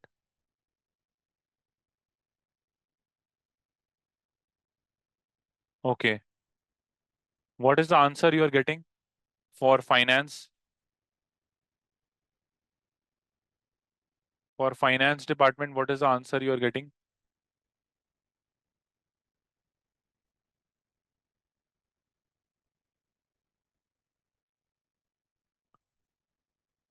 15150.66. Let me check.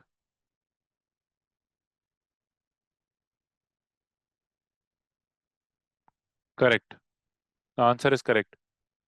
So everybody have a look. Equals to average if, only if, not ifs. There is only one command. Range department. Range is what? Department. In this worksheet, comma, criteria, finance, which I have selected, comma, average range, monthly salary. This is the answer which you will get. Getting it?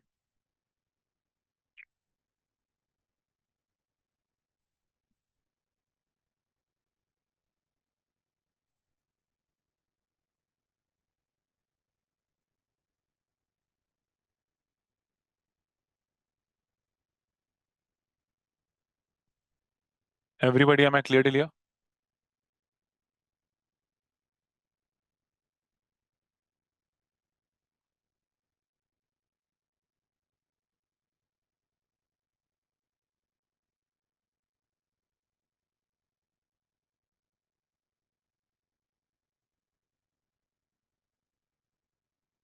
Everybody, am I clear till here?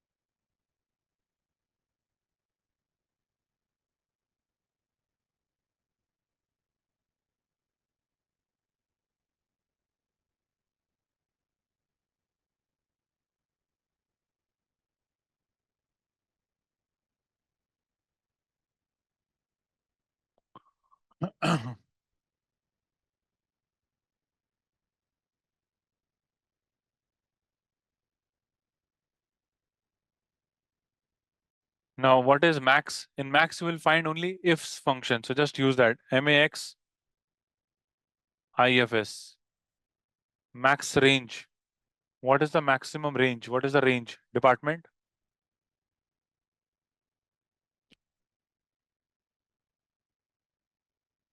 No.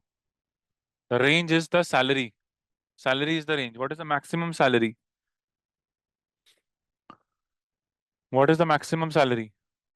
Monthly underscore salary. Criteria range. Now comes the criteria range. Criteria is department. Max range is the range for salary. Criteria range is department. And then criteria 1. Since there is only one criteria, select the department, enter. Getting it? Am I clear till everyone?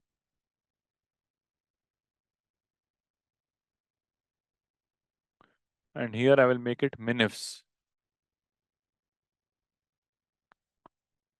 So instead of maxif, just copy and paste the same formula below and convert it, change it here.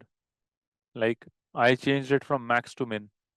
I just edited it over here because everything else is same. So please try and tell me if you're getting the same answer.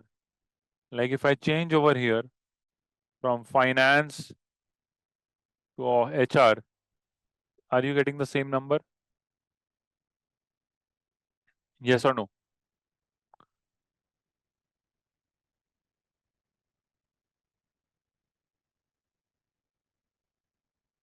Are all of you getting the same answers? Kindly revert. Use IFS, max IFS, because IF is not available. Okay. Am I clear till you guys? Kindly confirm with a yes or a no.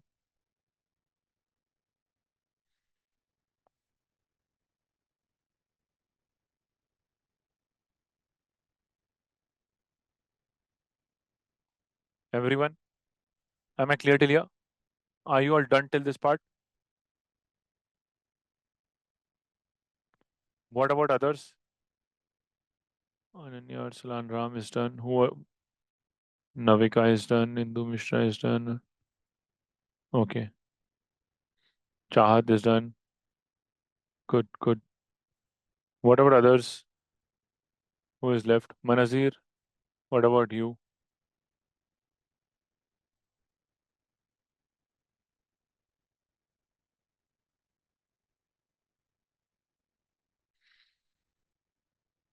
All right.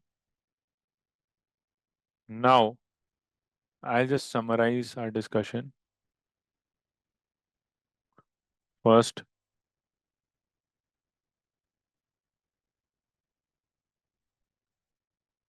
how to create a drop down list. Step 1, enter the name of the departments vertically. Step 2, select the cell you want to insert the drop down list. Step 3, click on home, then go to data and go to data tools. In data tools, go to data validation. Step 4. In data validation, go to settings, select list, click OK. The drop down list will be inserted because most of you are going to forget it as per my past experience. So I have written the whole step over here. Am I clear, guys?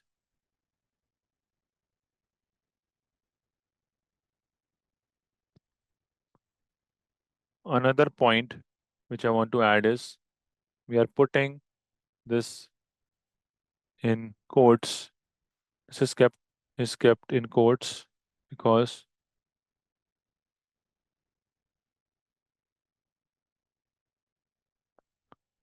as it is a text function. As per Excel ये एक text है. This is a text function.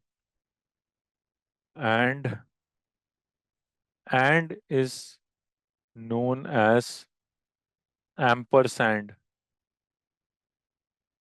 function. What is this and? Why is this and used? It's called ampersand function to connect or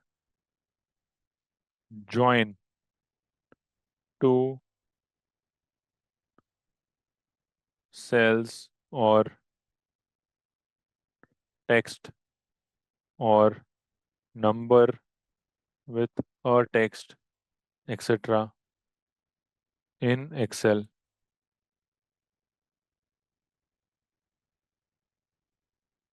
Getting it?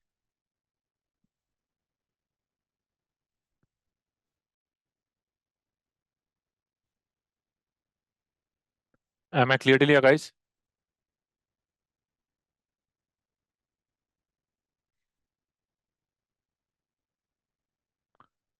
Everyone, am I clear till here? Yes, no, anything, kindly revert.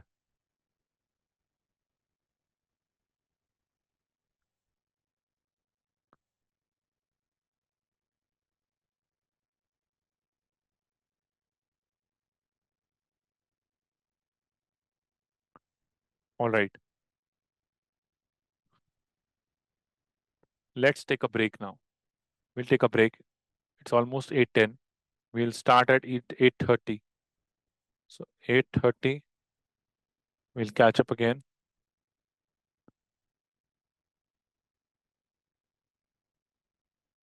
8:30, we'll catch up again, and we'll continue our discussion on Excel, Advanced Excel or Excel for Finance. Okay, am I clear to you, everyone? You can go for your dinner or something and come back. Am I audible? Everybody, let's catch up at 8:30, please. Kindly revert. You can unmute yourself and say a yes or a no.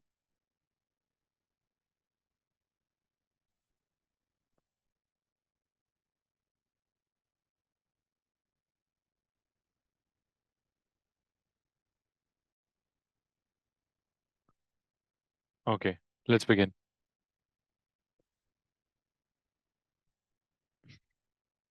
So next is absolute cell referencing. This is very important and this will clarify your concepts on dollar sign. Absolute cell referencing. Have a look over here. What is absolute cell referencing? Now, you already know a fair bit of it, but I'll give you a better idea on this by using a function called the if function. Has any one of you ever heard about if function? If function is like I'm putting a condition that if this happens, throw this result. Otherwise, show something else. So if the student has passed the exam, show pass or else show fail. So that is an if function, right? Am I clear with the basic idea? Now, I'm not here to teach you the if function. I'm here to teach you the cell referencing. But I'm going to use the if function over here. So understand, what is the question telling you? Use the logic function in dollar sign to calculate the commission each employee will receive. And if an employee is making a loss, obviously, you are not going to pay commission to someone who made a loss. I will not pay commission to you if you have given me a loss. So basically, in that case, the bonus will be zero. You will get a bonus if you made a profit for the company. If you made a loss for the company, you will get a zero. It will not be a negative. I will not charge you anything. It's just that I will not pay you a bonus. So the minimum value is zero. So how to solve it over here? See, I'm going to pay you a 20% commission of the profit. So equals to if bracket open. Now, what is the cell asking us? Which is the dynamic cell? It is profit or loss. So what do I want? If this cell is more than zero, if this cell is more than zero, then what is the value of true? The value of true is select this cell again into 20%. But understand, 20% is the fixed rate. If I drag the cell down, I don't want the 20% to change. So press function and F4. Lock the 20% completely. Completely lock the 20%. And then comma 0. Because if it is not more than 0, no commission. Bracket close. Enter. Now select all the cells below and control D. Control D. So as you can see over here, wherever you have a loss, your bonus is showing 0. Wherever you have a profit, 20% of the profit is showing as bonus. Please try on your own. I'm showing you the formula. Now notice, I did not put anything in quotes over here. I did not put any ampersand sign over here. Why? Because I have not used any text. And when I've not used any text, I don't need to use that quotes, double quotes, or ampersand sign. Okay? Am I clear till you, everyone? Are you all getting it?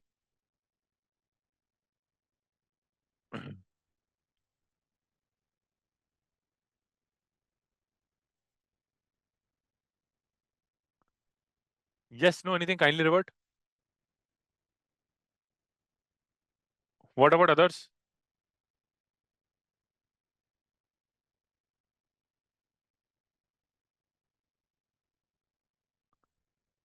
What about others? I'm looking for more responses apart from Ananya and Navika.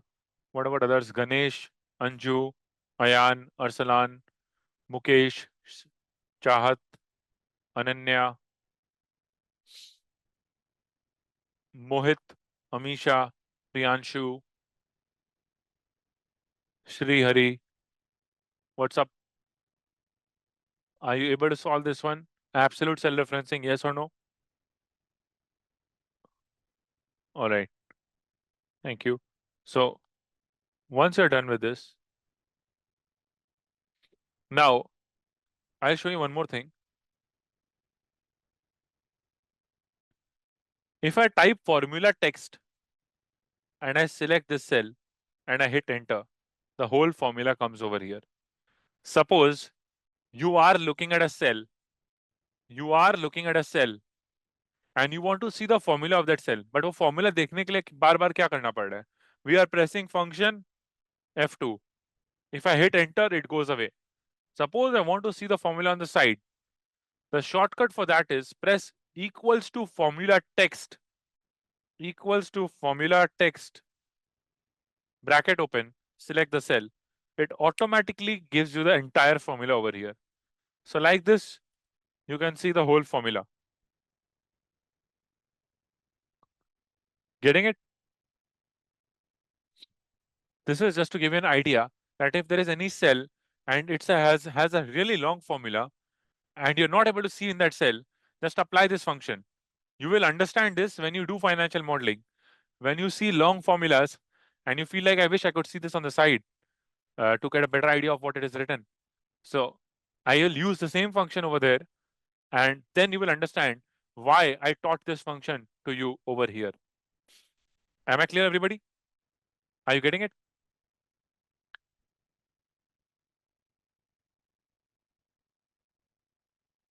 Everyone, am I clear till here? Yes, no, anything?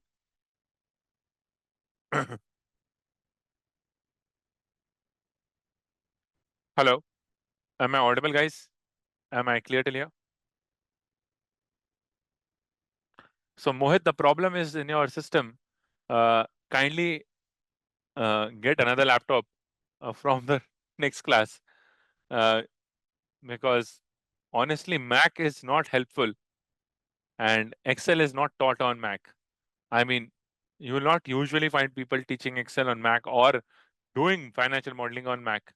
It's mostly on a Windows system. It's end of the day Microsoft Excel.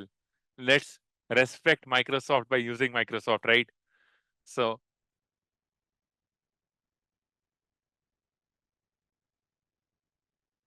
okay. Now, what did I do? What is this dollar? What is this dollar? Dollar sign. It's not that US dollar which we talk about. It's like locking something. Understand? Look over here carefully. When you are seeing a dollar sign, I'll zoom in a bit. When you are seeing a dollar sign before F, what is F? The column. What is F? The column. So if I'm locking the column, that means if I'm dragging the cells below, if I'm dragging these cells below, the column will not change. The column will not change. That is, sorry, if I'm dragging the cells to the right, the column will not change. So if I drag the cells from 5000 to the right, see, in this cell also, F is locked and 6 is locked. So the column is not changing. Why? Because my column is fixed at F. My column is fixed at F. And when I'm dragging it down, since I've locked 6, there is a dollar sign before number 6. So even if I drag it down, the result will not change. It will always be fixed at 6. See, whether I'm, even if I put the formula text, control C, see, here also, dollar F6, control C, control V. See, the cells are changing. It is C9. This is changing C7, C9, C10, but dollar F, $6. Why? Because I want this 20% to be jam packed. Every time I want to multiply all the different numbers with 20%, it cannot change. Suppose, suppose I had removed the dollar sign from 6. Now I'm going to apply the same formula below. See, all the answers are incorrect. Why? Because the moment I remove the dollar sign before 7 or 9 or 10, every time I'm dragging it down, it is selecting a different cell. Like over here, I want it to 20%, but see what is happening. It is selecting this cell. Over here, I want 20%, but it is selecting the blank cell. So that is the reason we need the dollar sign in this case in both the cells. Both the cells, we want the dollar sign. Getting it? That is before 6 and before F. Now, if I had avoided in F, still I will get the correct answer. Let's see. See, control D. My answers have not changed. Why? Why did it not change? This is a specific case because there was no cells on the right side. If I drag it to the right, see the answer is 0. Why? Because it is selecting G as a commission rate. It is selecting G as a commission rate, not F6, G6. So if there was some cells on the right and I wanted the commission rate to be fixed, I need to lock the column as well. In this case, I did not, and I still got the correct answer because I was not dragging it to the right. I was dragging it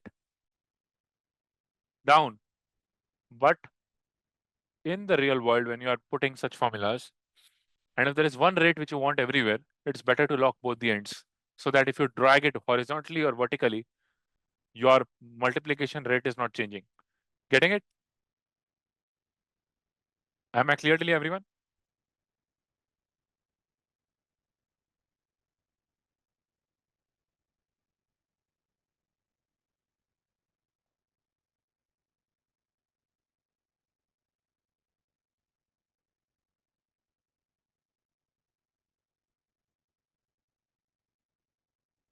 Everybody, am I clear to you? Yes, no, anything?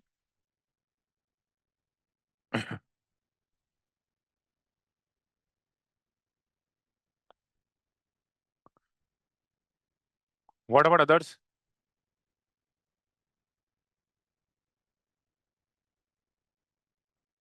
What about others? Kindly revert quickly.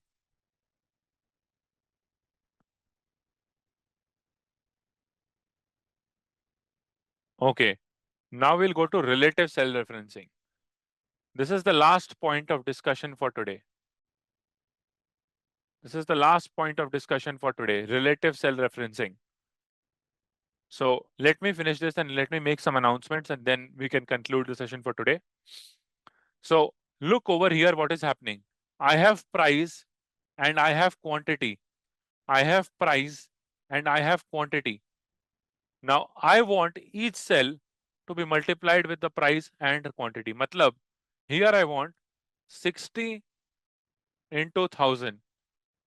Here I want 60 into 1500. Now, if you have a lot of time in your life and you have time to waste, you can do this. So maybe in a low pressure season or when you are chilling, maybe you can do this. But if you are under a high pressure season, then your employer will not like if you're doing such kind of stuff. So what is the trick? What is the trick? See, understand, when I'm dragging it to the right, I want which cells to change? The column to change. I want the quantity column to change. Yes or no? Everyone? I want the quantity to change. Every time I'm dragging the cell to the right, I want the quantity to change. And when I'm dragging the cells down, I want the price to change. Because here I want 65 into 1000. Here I want 70 into 1000. Here I want 75 into 1000. So if I'm dragging it to the right, I want the quantity to change. If I'm dragging it down, I want the price to change. Can anyone tell me what should be the dollar sign? Price into quantity, that is clear. But in case of price, where will be the dollar sign? In case of quantity, where will be the dollar sign? Let's see who can answer this. What should I write? Price is cell number C6. Quantity is cell number D5. So C6 में dollar कहां पे होगा? D5 में dollar sign कहां पे होगा? What do you think? If you got an understanding of the previous exercise or previous sheet, then if you think, you can solve this one. Anybody who can answer this one?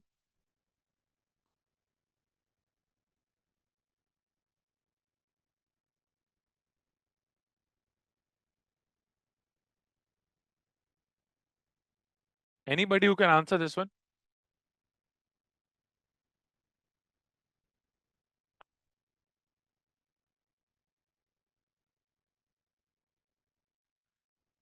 When I'm dragging cells down, what is changing? For the price, I'm dragging the cells down. So what is changing? Is it the row which is changing or is it the column which is changing? Kindly respond. It's not a one-way communication. When I'm dragging cells down, what is changing? The row or the column? Absolutely correct. That means what? In case of price, I'll press equals to price. Now I want a dollar sign before C, before the column, because for the price, I don't want the column to change. When I'm dragging it to the right, I only want the column for the quantity to change, not the price. For the price, I want the row to change because price is given in the rows. And when I drag it down, I want the rows to change. Quantity is given in the columns. So when I drag it to the right, I want the columns to change for quantity. So where will be the dollar sign? Before C? Yes or no? The dollar sign will be before C. So how will I put a dollar sign only before C? Press function F4, F4, F4 three times. So keep pressing it, you will see automatically. So dollar $C6 into. Now where do I want the dollar sign in quantity? In case of quantity, I want the columns to change, but not the rows. So lock the rows. So function F4, F4. Enter. Now see the magic. Select the cells to the right, Control R. Select the cells down, Control D. You got a complete data of the total revenue at different price and quantity. Getting it? Because when I'm dragging cells down, suppose I'll give you an example. Suppose I make a mistake. Let's make a mistake intentionally. Instead of $C6, if I make this as C$6.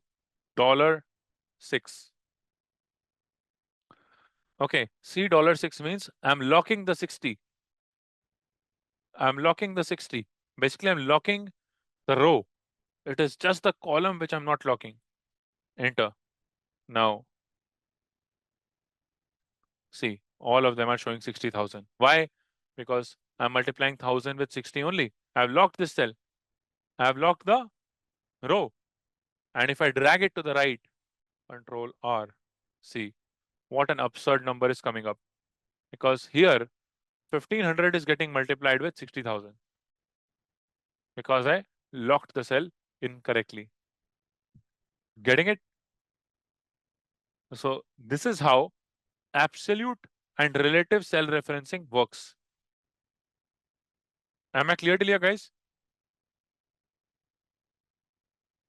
Everybody, am I clear till here? Yes, no, anything, guys? Kindly revert.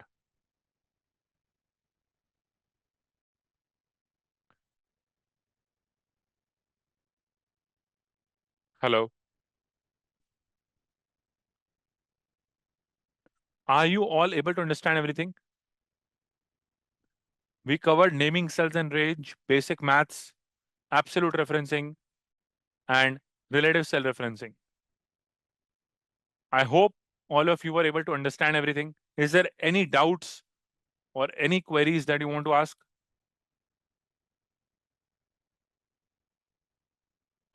Anyone, any questions? So I'll just give you a brief. We have just started the batch today for financial modeling. The batch today's session was basically a complimentary session, just to give you a feel. Obviously, it was a very basic session.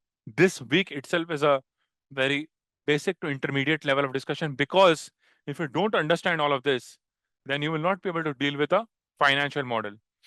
So even if you know it, it's really important for you to attend this, because sometimes you might feel that I know it, but when you start doing it, you'll realize that yes, some of it I've forgotten. So we are going to learn many things going forward. As you can see, tomorrow we'll do logical function, date function, concatenate, basic shortcuts, navigating on worksheet, index and match, VLOOKUP, HLOOKUP, sensitivity, blah, blah. There are many things to be covered. So we'll finish the Excel part tomorrow, and then we will do the basic charts if we have time tomorrow. Then tomorrow, otherwise day after tomorrow, and we will do a hypothetical model. Basically, we'll not straight away jump into a high level model. We'll first do a very small, basic, easy model to get a feel of financial modeling. And then after a week's time, because next week there is no class, I've intentionally not kept a class, because many people are joining 1 or 2 days late, so they will get the time to watch all the recordings and be ready for the biggie, the financial model on Netflix. So uh, if you have any doubts or any questions, please reach out to the counselors of the VGLD team, and they will help you out in joining this course and guide you about the details of how to register for the course, etc. If you registered for the course, then from tomorrow onwards, you can attend the sessions. Otherwise, it's only available for people who have subscribed for the course. So I hope, whether you join or you don't join, whatever, but I hope I was able to help you and add some value in the last 3 hours that you have spent with me today. And looking forward to your participation in the course. If you have any doubts, feel free to ask now. Otherwise, I will end the session. So the platform is open for the next 10 minutes or so for the doubts. Anybody wants to ask anything? You can unmute yourself and ask if you want to.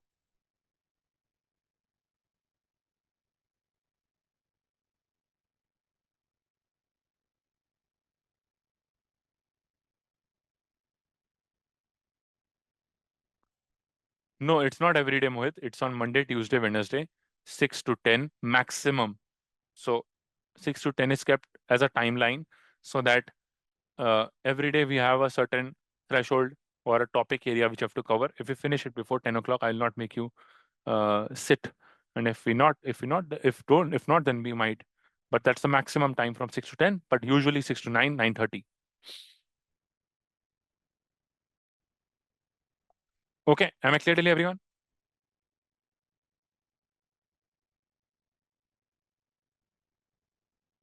What about others? Anyone else? Any questions? Anju, Chahat, Mohit, Ananya, Ayan, Arslan, Mukesh. Anyone? Any questions? Mr. Manoj. Hello. Yeah. So actually, I just missed the session actually today. So, will I be getting some recording of this? Yeah, yeah. You will get a full recording of this. By when it will be available in the LMS portal? By It will take tomorrow. tomorrow. Yeah. So, Okay. Anju, fees is something which I am not the right person. I am on the academic side. The counselors will contact you. I will tell them, and obviously, they're going to call all of you and discuss the details. So, they will tell you about the fee structure. I have discussed the course structure because that is my domain, and the counselors can help you with the fee structure. Sir, I have a question. Yeah. Yeah, you will, the three statement model will be covered like P&L account, balance sheet, and cash flow. Yeah. And further, will the DCF value will be there. Yes. Yes. I'll show you the model. Let Oh, me just show you the and model which we're going to build. 1 second. So,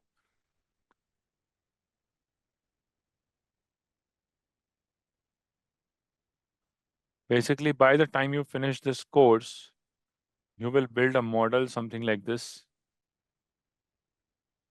This is the final version of the model. So, all the version steps are here. There is a scenario manager at the top. So, if I change the scenario manager, the stock price which I've forecasted changes. What is the downside, upside, and the pace. The cash flow statements are well connected, and the DCF valuation is done, and some other stuff which is going to be discussed as we move forward. after doing this, will we get the confidence like we can pick any company, Indian company, take its annual report, or so screener is there, we get the Excel numbers there, say the Yeah. stock exchange numbers in the screener. We have the balance sheet and P&L in a condensed form. And can we do the valuation of those? Like this will be a model one.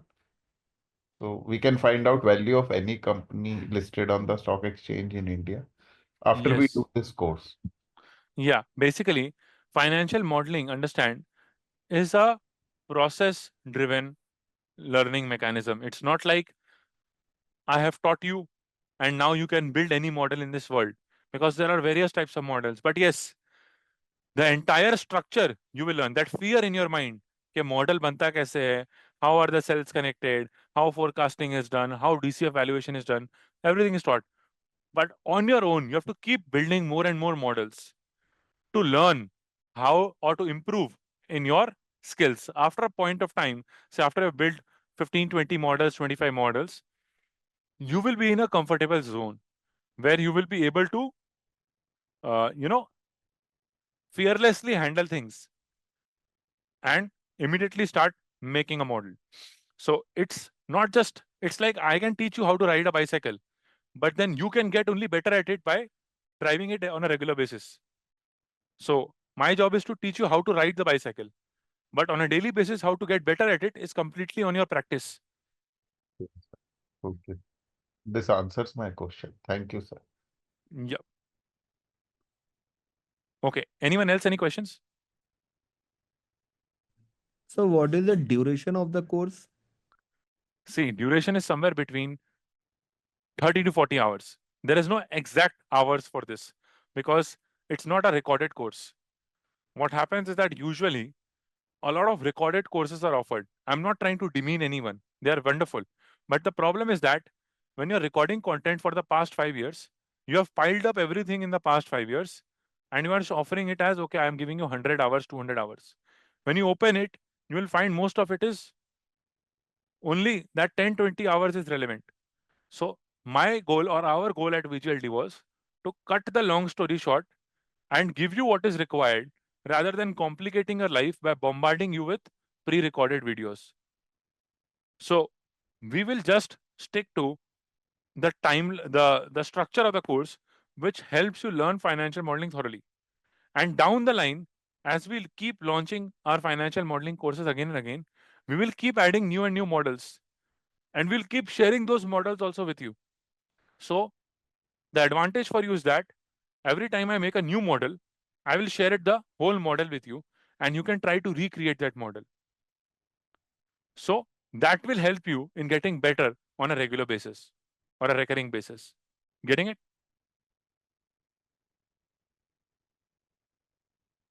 Sir, after learning all the concepts, we can create any type of model, sir. You can create any type of three statement model. Understand there are different types of model. जैसे IPO modeling भी होता है. Leverage buyout modeling is also done. So obviously there are many things. It's like you are doing CFA. So it's like CFA level 1 to 3. So you are starting with first level 1 where you're learning three statement model. Then over a period of time, spend time in learning in three statement modeling. Get thorough with it. Then you can specialize in maybe LBO or IPO modeling, depends. But if you don't know three statement modeling, you cannot build any other model. वो बाकी आपको समझ में ही नहीं आएगा. This is like the main pillar or main foundation. Everything comes out of this.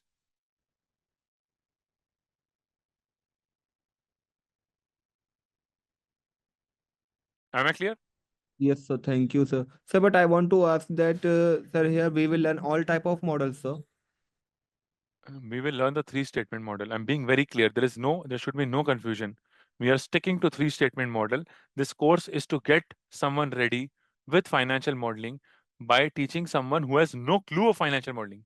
If you know three statement modeling already, then I mean, obviously you can do the course because you might have not done three statement modeling in that detail. Because I know many people who say we know modeling and when they build the model and then they realize that, oh, I did not know many skills over here.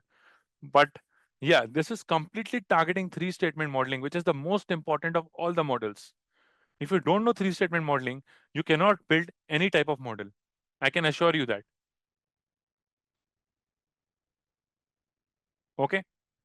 Yes, sir. Got it, sir. Thank you, sir. And anybody who is doing finance course, like studying already CFA with me or anywhere else, or studying CA, or for that matter, any other finance course or accounting course, this skill is very, very important. And I've personally experienced this when I was doing my CFA and I was not done with my CFA, but I was working in an equity research desk on the sell side. How I cracked my job was I had been learning financial modeling. So when I went for the interview, I could present a company and explain what I have done, why the model. Whereas other people were not there with the skills, they were just with degrees. So their interview did not materialize as compared to me.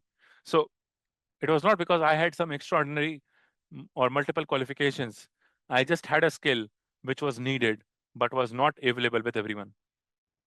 And I still see the same problem. People are having multiple qualifications, but they're not adding skills. So this is our goal is at VGLD this time to bridge this gap for finance professionals by offering this skill. Okay. Yes, sir. Sir, I experienced that, sir. With any degree, if we don't have any financial skills, we definitely cannot get job in core finance sector. So I experienced.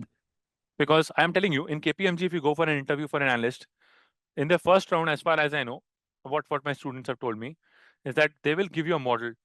It can be a very basic model, and they will ask you to build, might ask you to calculate terminal value, free cash flow, and you will black out because you might have studied it on paper, but you have never done it on Excel. So you will black out and you will lose it. So I mean, job you can get if you're smart enough by adding skills. And if you're just adding qualifications and not adding skills, even if you get a job, you will not grow after a point of time. Because whatever new tools and techniques are coming out in the market, you need to be equipped with that. I am still learning.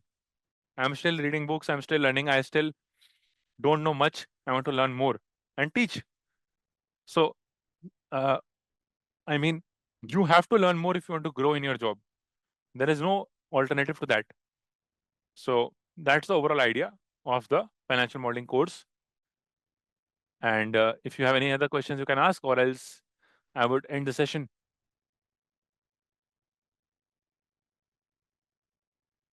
Anybody wants to ask anything else? Hi, sir.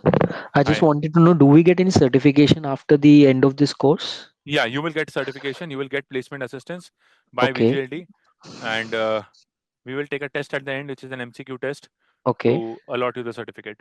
The test is not okay, difficult. It's just like a test to assess how much you have learned from the course. okay. So we can add that in our CV once we Yes, of complete course, the you can add course. that in your Yes. CV. Thank you, sir. Uh, Sir, I just have one more question. Yeah, So I am presently doing the certificate of internal auditing. Uh, CIA. yeah, with the VGLD team only. So will this be very helpful for me also, like doing this course of financial modeling in future? Even if you are in audit, I mean, uh, you are end of the day evaluating some business, running through the Yeah, yeah, financials of the company, and yeah, most of the work is done on computer, not on pen and paper. So yeah. your analytical skills will come in handy over there, because whether you do Okay, financial reporting or analysis, you need to know how to assess the data of any company, which financial modeling helps you in. okay. Is this a paid course or like how it is? This is a paid course, of course. No, no, no. Actually, I just like got a message that complimentary. This session is complimentary. Just to make people aware about it, we made the session complimentary so that Okay. most of the people come to know, at least awareness gets created. And then it's Yeah, up to yeah. you if you want to pursue it or not, it's your choice. Okay, okay. Thank you. Also, I just want to have a basic understanding that after doing this course, whether it will be helpful for us for Power BI and BI also, because this See, is also in very much demand, and uh, industry asks for everything from when a person gets level of education or a degree in if he performs that, they want updated to the same. so So as after I you am are done with learning this, Power BI myself only, I have not enrolled okay. to any course. That's why I'm asking you. Yeah, so Power BI is a data visualization tool like Yeah, Tableau or Power BI. It yeah, yeah. visualizes the data. So Ji, whatever ji. you learn over here, you can use Power BI to create a data visual out of it. So Okay. so maybe you can make it more presentable or something. That's totally fine.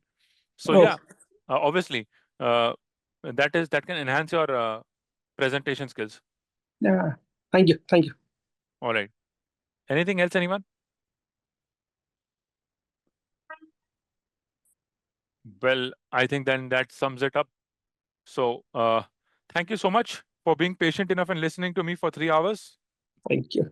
I hope you enjoyed today's session. And if you're planning to join, please start from tomorrow itself, because our classes are running from tomorrow. It will continue. Today was a complimentary session. If you want to Okay. subscribe to the course, please connect with the team or they will call you, and Okay. you can attend the class from tomorrow at 6 p.m. Sure. All right. Thank you. All the sessions are recorded, by the way, so don't worry if you are not available in the 6 to 10 slot. You can watch the recordings, provided you have taken the course. All right. Thank you, guys. Good night and Happy New Year.